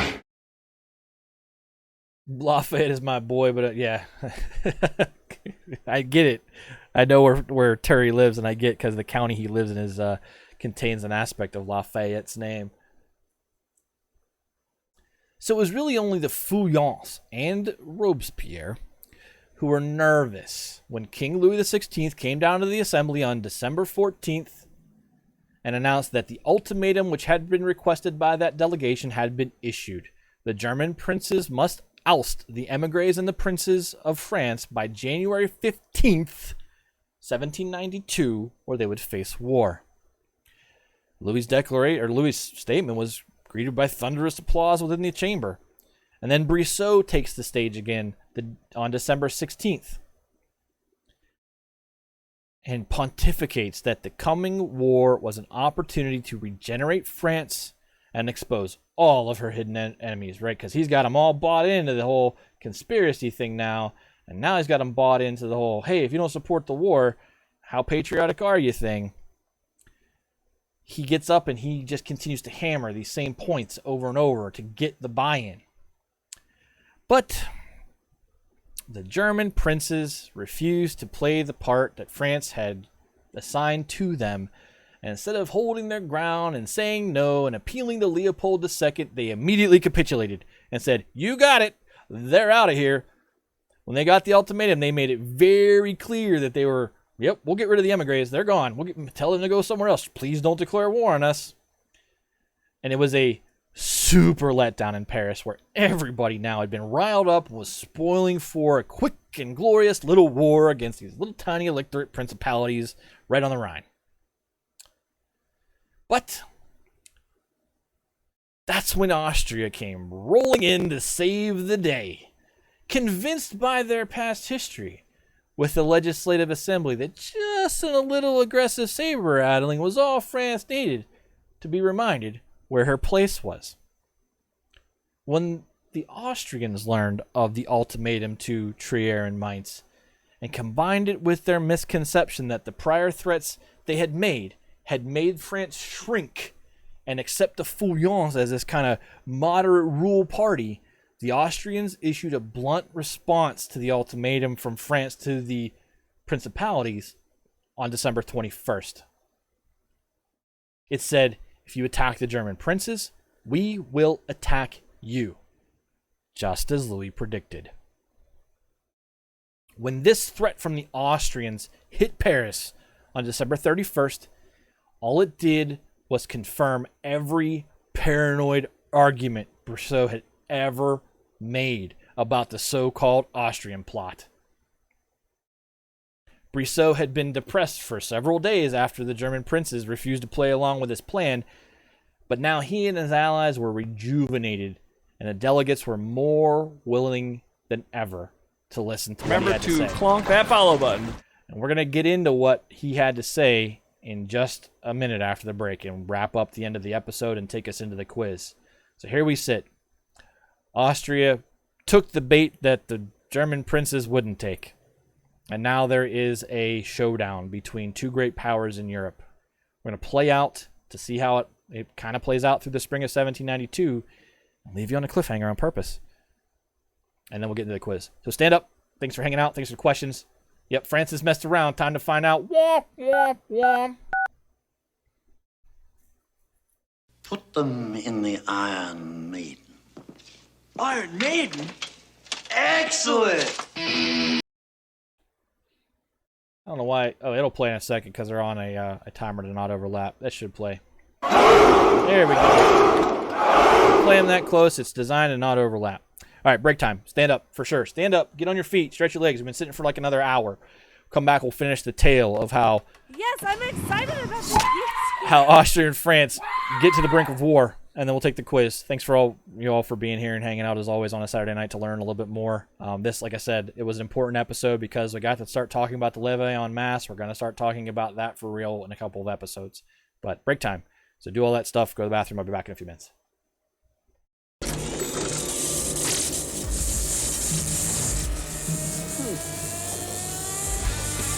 Gentlemen, we're history.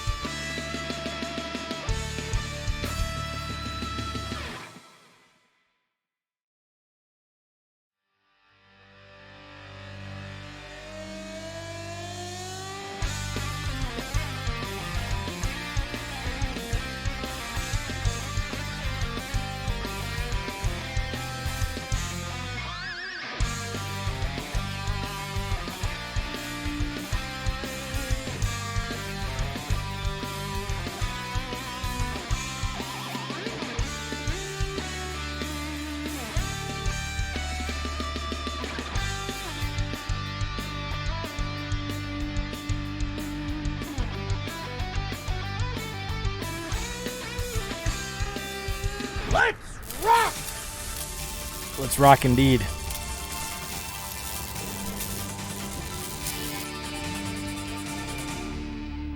So before we go into the next portion of this, don't forget, book at the end of the month on September 25th's episode live during the stream. We will do the giveaway for Tim Reese's book on Alexandre Dumas's father called The Black Count. Giveaway will be done either in a audiobook or a Kindle book or a hardcover, softcover, whichever one's available. So it will cost 10,000 tributes to get in. So don't forget, you got to keep doing the muster so that you can have the necessary money if you don't have it in tributes in order to enter. And that is our safeguard to keep people from seeing giveaway and going, I want a free thing that they're never going to read. We had 6 entries for the book last time. Hopefully get some more. Hopefully Rocket is enjoying Hero of Two Worlds. I finished it. It's a great book. Yeah, Rocket has enough. The other thing is, I think some of you may have seen, I made a tweet about I started using Harry's beauty products, men's beauty products, shaving stuff to keep my neck clean and things like that. I just said, hey, look, it's good stuff and it smells good, and it's not sponsored or anything like that. That's just true. I enjoy the products, and I tweeted it. So they saw the tweet and said, hey, can we use that tweet on Instagram? And I was like, sure. And they offered to give me a free gift or whatever. And I said, hey, take that money and give it to DAV, which they did, which was awesome of them. So, sweet. Really cool of them to do. So, Terry's.com if you're interested. They seem to be a very level-headed, ran company if you're looking for that sort of thing. And again, they're not paying me to say that. It's just straight up, I have switched to using their stuff and it's good. Yeah, $5 is $5. I mean, I'll take it. Hopefully, maybe we'll get a thing where we say, hey, every time you buy Harry shaving cream through this link, they donate $5 to whatever. I don't know. We'll come up with something. But there's a door open there, so maybe we do it. Manny waited for the break. Gifts 10 tier 1 subs to the community. Clown, Coleman, Sweetest Honey, welcome in, gets 1. Nim, Colby Coon, Kenny the Walk, Fletch gets 1. King 7's in there as well. That name's familiar to me. I believe I know who that is too. Enjoy those subs. Enjoy the emotes. We've got quite a few. Most of them Bill and Ted themed. Thank you, Manny, as always. I'm sure he meant to hit the anonymous button and forgot to.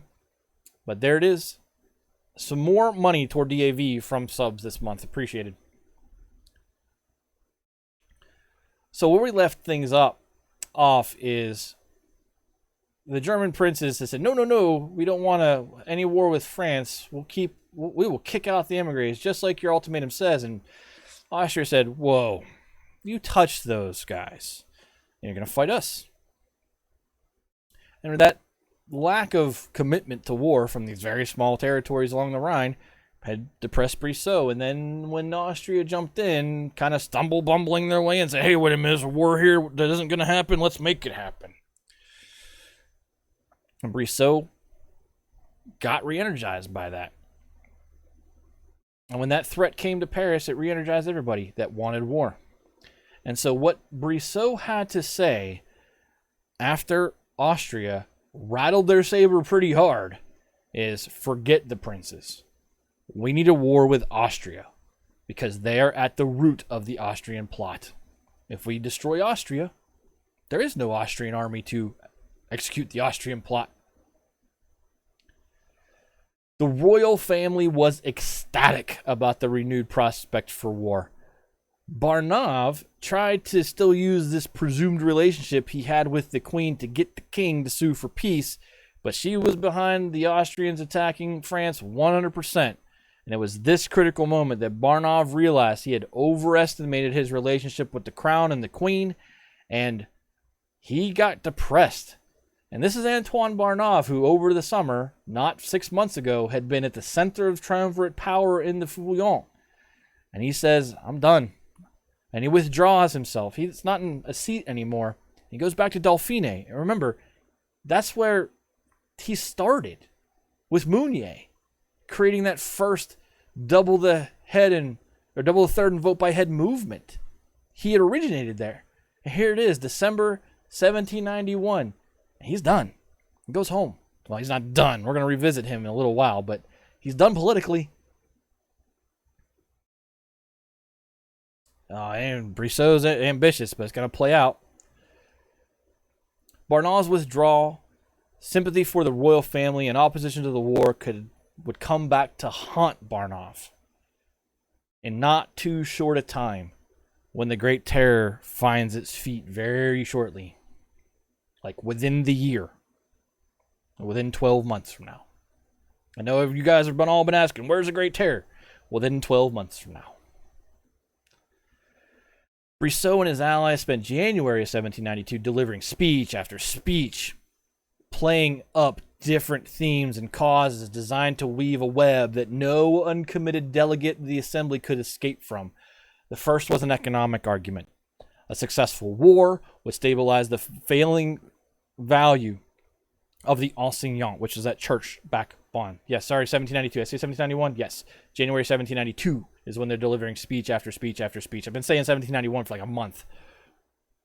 So they first come up and say, hey, look, this war is going to stabilize the falling value of the enseignement, which is technically kind of our currency right now. And then there was the diplomatic argument, which was victory would give the new French regime more international credibility, and as such it would give European financiers more confidence in us and in the French economy, and they would begin to accept the enseignement as payment, which supports the previous economic argument. And then there was the domestic argument. War would end all strife in France, as enemies of the revolution would either be exposed or destroyed. And then there was the Austrophobic argument, and that's the Austrian phobic argument. No one liked the Austrians, or the Treaty of 1756, which had made them allies with Austria and forced them to take Marie Antoinette as their future queen and now current queen. The basic argument of nationalism swayed more than a few delegates who really didn't buy the previously stated arguments. And then there's the tried and true old argument about all wars. This war will be quick and easy, and France will surely win. History will show you, if you explore it through all periods, that once momentum... What war is quick? 7 days war is quick.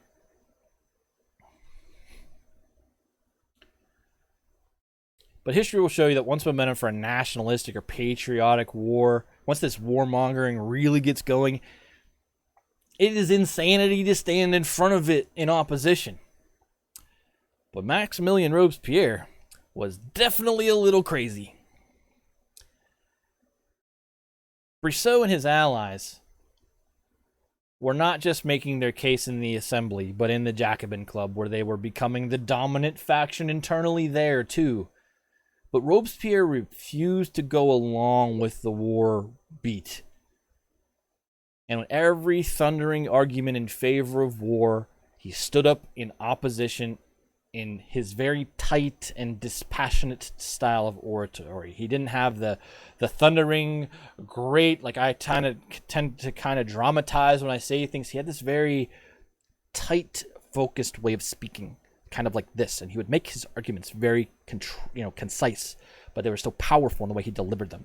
And he stood in opposition and said, hey, wait, the fortune of wars are uncertain. I mean, you might think it will be quick and easy and we'll win, but you can't be sure of that. And if we lose, it would be disaster for the revolution. What makes you think we can beat the Austrians? Haven't you been reading the reports that have been coming in on the state of readiness of the army and how many officers have been leaving it? And even if we win, all you've done is handed the keys to the nation over to the generals, who will be celebrated for glory far more than those who cast a vote in favor of the war that they actually are going to win for us. And it's a powerful argument, that last one, that you are setting up France for a military dictatorship if you go forward with this, that you may think you have power now, but just like the Constitutional Congress, the Continental Congress thought they were in charge during the American War for Independence, George Washington was presented with two distinct opportunities to be military dictator of a new United States. He killed one plot to have it happen, and he outright refused the second time. Yes way. And we're not even removed like 10 years from that. So the idea that Lafayette or Rochambeau or any of these other generals who are going to go out there, Napoleon, and win this war for us, they're going to come back and set themselves up as military dictators, which you've given them the opportunity to do. And it won't be as quick with Napoleon, but Napoleon is definitely going to use the war and the army he's given from this point to do exactly what Robespierre is afraid of.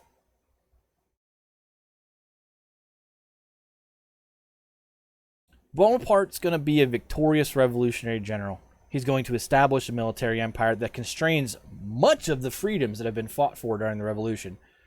While at some point in Lafayette's future, not from this war, but Lafayette's also going to be offered military dictatorship over France. And he's going to turn it down. Because guess what? Lafayette considered himself to be the surrogate son of George Washington. And that's exactly what George Washington did. Robespierre's big point here, though, was that where Brissot saw war as the solution to domestic strife,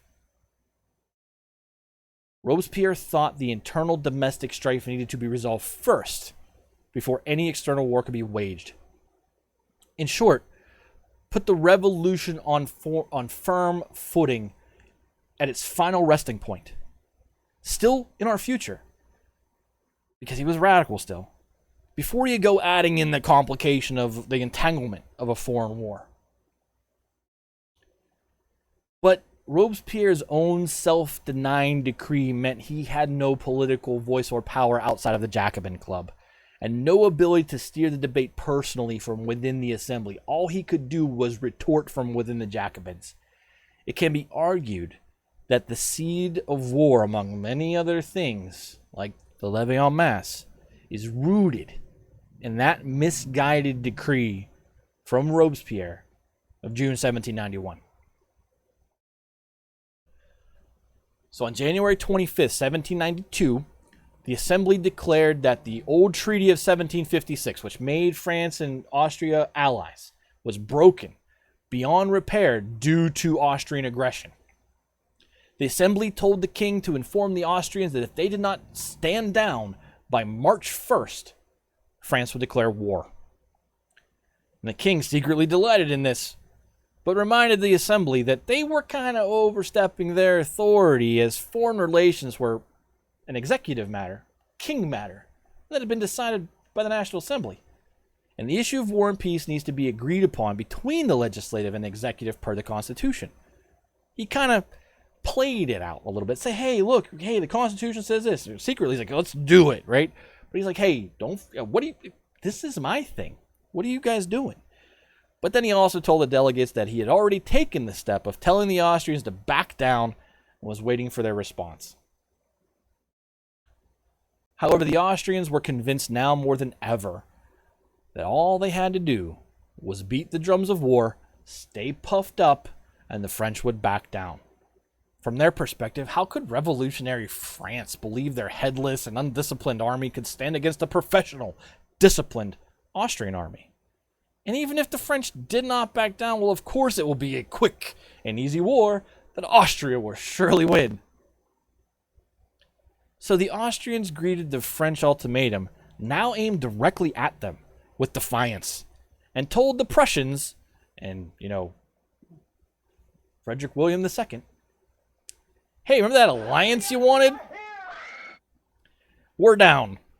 Let's be buddies. You want to go into France? You said that you wanted to go into France when we were talking in Poland. The Prussians have been looking for a new buddy ever since Britain had kind of left them hanging out to dry at Poland, and that's why they met in Pillnitz. And Leopold goes to Frederick William II and says, yeah, about that alliance. Let's do it. The Prussians, they wasted no time. Yep, we're in. They gave their answer on February 7th to the Austrians and said, yeah, we're down. Let's be allies. And the long-standing rivals. These guys have been rivals. These two countries have been rivals for a long time for, control of what was Germania in the Roman times. Now, all of a sudden, they're allies. And within the week, the Prussians had a campaign strategy ready to go and had sent representatives to Vienna, the Austrian capital, to coordinate their attack against France. The most pessimistic estimates within the Prussian plan had the war lasting no more than 2 months. In reality, the war that's about to start is going to last a generation and won't end until well into the second decade of the 19th century. There's going to be 1 year of peace. So that's where the episode ends today. Next week, France, Austria, and Prussia are barreling towards a war that all sides thought would be over in no time and in their favor. We will see the opening salvos of this war, which will eventually consume all of Europe and lead an obscure military artillery officer born in Corsica to eventually hold dominion over all of Europe. What do you guys have questions about? Because that's the episode. Wink. Get my questions up while you guys type. If you have any questions. I see something popped in there. Where we at here? Which what I'm looking for. All right. I don't want to see you around here anymore. Beat it. More, please. I'm glad you guys enjoy this. I feel like I'm a historical storyteller at this point, but I'm really happy you guys are having fun just coming in here and learning about all this stuff. It's interesting to see how the Great War in World War I and why it was so bloody is founded here. The American Civil War is a little different in terms of why their armies were bigger and why it was so bloody. That has the Manet ball and a rifled musket to do with that, but large-scale national military industrial mobilization finds its root basically next week in our narrative. All right, so if there are no more questions beyond more please and this rules, Starf, wake up! Time to beat Gilly. Let's go over to the quiz. If you're unfamiliar with the quiz, if you're new, and we have several new followers tonight, we do a quiz at the end of each show. If you work your way up the leaderboard at the end of the series, which will end at the coup of Brumaire, for those of you who know what that is, basically when Napoleon becomes first consul, but not emperor, that is where we're going to draw the line on the French Revolution and enter into the Empire period, because that's more relative to Napoleon's time than it is the revolutionary time. So when we get the coup of Brumaire, that is when we will pick our winners, and I'm pretty sure the top three, as we've decided, are going to get some swag from the store. So, Gilly cracked knuckles, Derver says I'm weak. Here we go for the first question of the quiz. Pop it into your chat right now, or onto your screen right now. What was the date of the first session of the Legislative Assembly? Year, month, and day, please. October 1st, 1791 is correct. Gilly gets it.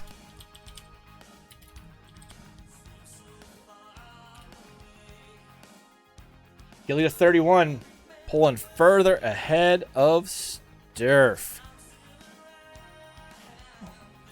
The second question is this. How many delegates served in the first session of the Legislative Assembly? 745 is Rocket. That's correct. Intent Rocket gets it correct. If you're wondering why these guys are so fast on the draw here, is because they're actually taking notes. I'll tell you this much. I didn't answer this question directly during the show, but I did give you the information necessary to derive the answer. Here we go with question number 3. What percentage of Legislative Assembly delegates joined the Feuillante when they arrived in Paris? What percentage or percentage range? 10% is incorrect.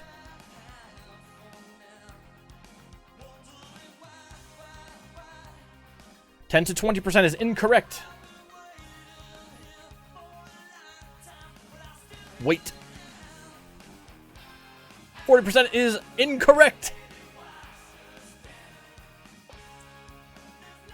Of the 745 delegates of the Legislative Assembly, about 250 to 350 of them, 150 to 250 of them joined the Feuillante. Yep, I said 300 to 400 didn't join. I told you, it's not a straight up, it's in my notes answer. Do the math. 35% is not correct. 130 of them went to the Jacobins.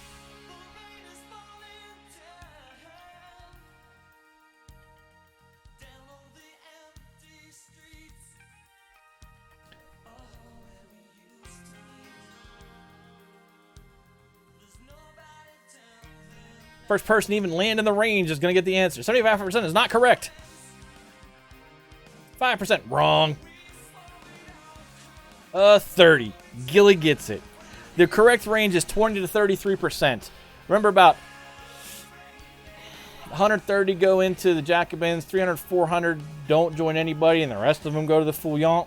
There's your answer. Due to math, derive down to that percentage range. I don't do math anymore. Well, I noticed that you guys are just writing down things I say, so I thought I'd throw you guys a curveball tonight.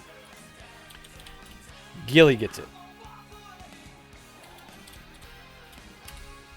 Sorry I made you think too hard. The next question. Here it comes. Are you ready? You have to have both answers on a single line. What two matters were the initial focus of the Legislative Assembly when it opened for business in 1791? Emigres and the priests. Emigres and the church would also have been good, but yes, that is good. What to do about the emigres and what to do about the non-juring priests. Sturf. Just behind, but too slow, and Gilly gets another one and moves to 33 points.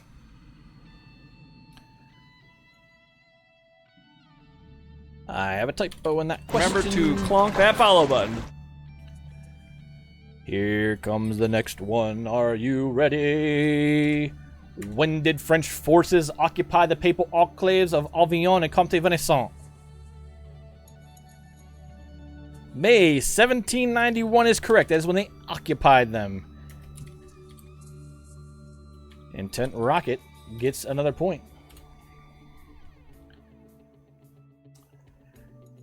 I bet you everyone knows the answer to this next question. Here we go. Why was Jacques-Pierre Brissot thrown into the Bastille upon his return to France in 1784? Porn.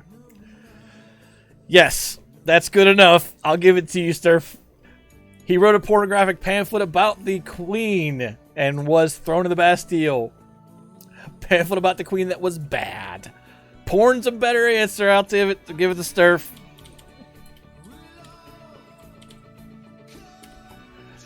Porn. I love it.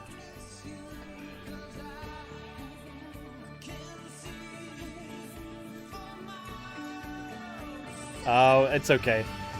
Porn's not a swear word, right? And history is ugly. I don't mind if it gets said like that. I said pornographic multiple times during the stream because it's an accurate label. All right, next question. What political cause, which he had in common with Lafayette, did Brissot embrace during his second stint in London?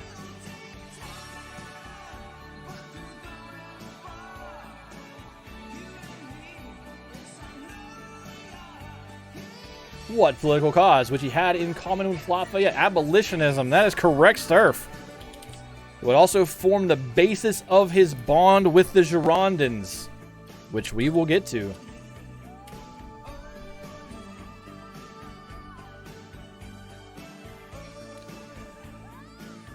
The next question, coming at you right about now. What was the name of the newspaper Brissot started upon his return to France following his time in the United States? Not the French People. The French Patriot goes to Sturf.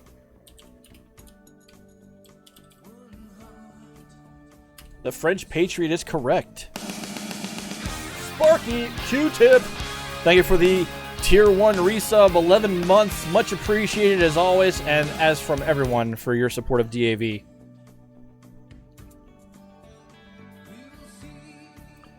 The next question. What two pieces of legislation did Louis XVI veto in 1791?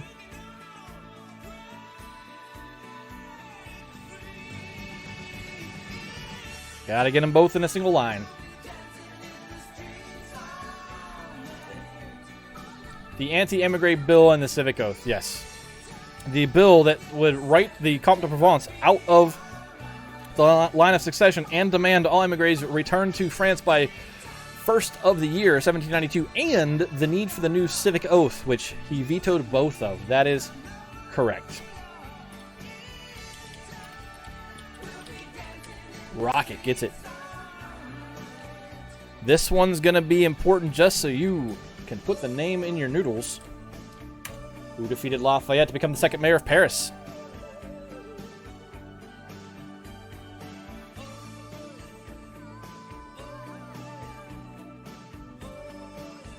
Jérôme Pétion de Villeneuve. That is correct, Rocket.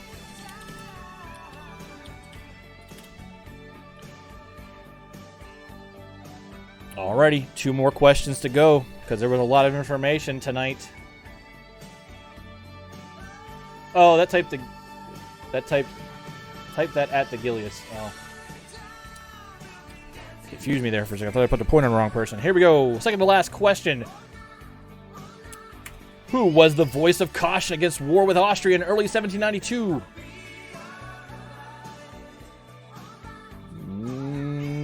The voice of caution, not the person who was lobbying the royal family, who was actually actively out there speaking against it. Robespierre, that's correct, Gilly.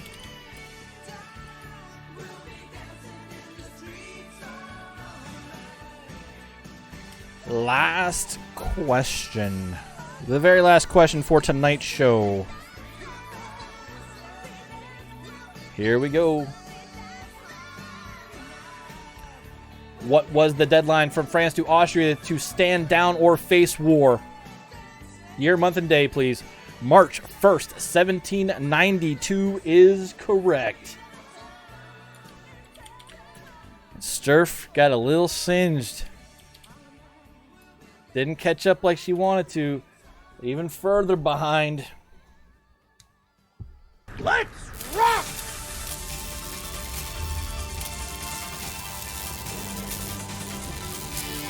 Doing good on that one. Rocket, you could miss 4 shows and still have your lead, I think. Unless Sturf and Gilly, also don't show up. She'll have the chance of 9:25 and 10:2. I don't think he'll be there either of those days. I think the next time we are going to potentially take a break is maybe if Mads visits at the end of October. We will surely break over Thanksgiving. We will surely break over Christmas. We'll probably take a long break over the holiday, like probably a 3-week break. I'll try to negotiate the narrative to a place where, like, this is a good place to stop right before we roll into Christmas, because I will take a long vacation and I'm not going to write during that. But we'll figure all that out down the road. The next break I foresee is around Halloween, then probably around Thanksgiving. Gilly has quick fingers. So that's the episode for tonight. Thank you all for being here. We will be back next Saturday at 7 p.m. Eastern Time and actually get our war going and see what happens when the maybe not so ready for war French army goes out there and tries to win against the probably ready for war Prussians and Austrians, because it's now, as we have been talking about, a war.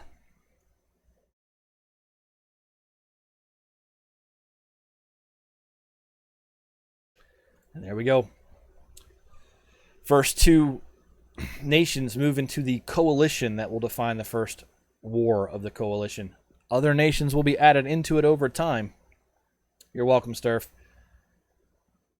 I'm going to harp on the Levée en Masse when we talk about it and I actually read it to you, because I will read the full Levée en Masse to you so you understand what it meant when we get to the Levée en Masse. There's going to be a thing called the Levée on 200,000 before the Levée en Masse.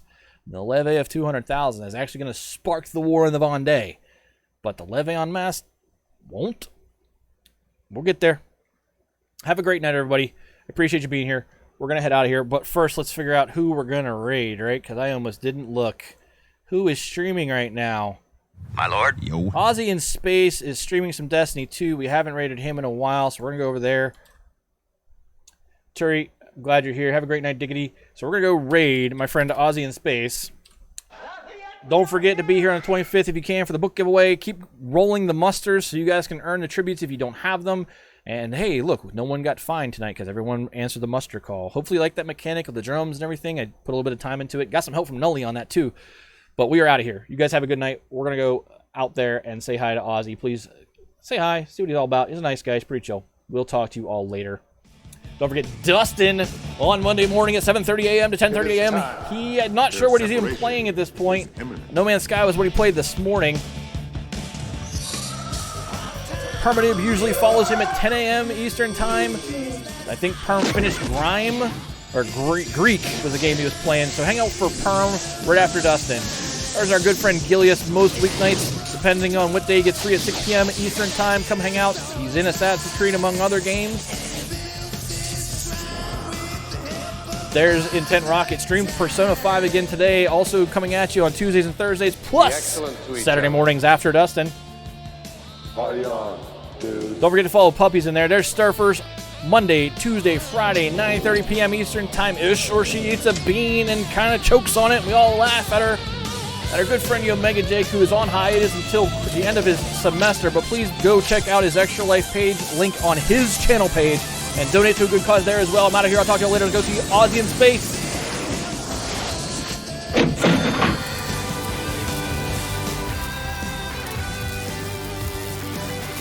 Be excellent to each other.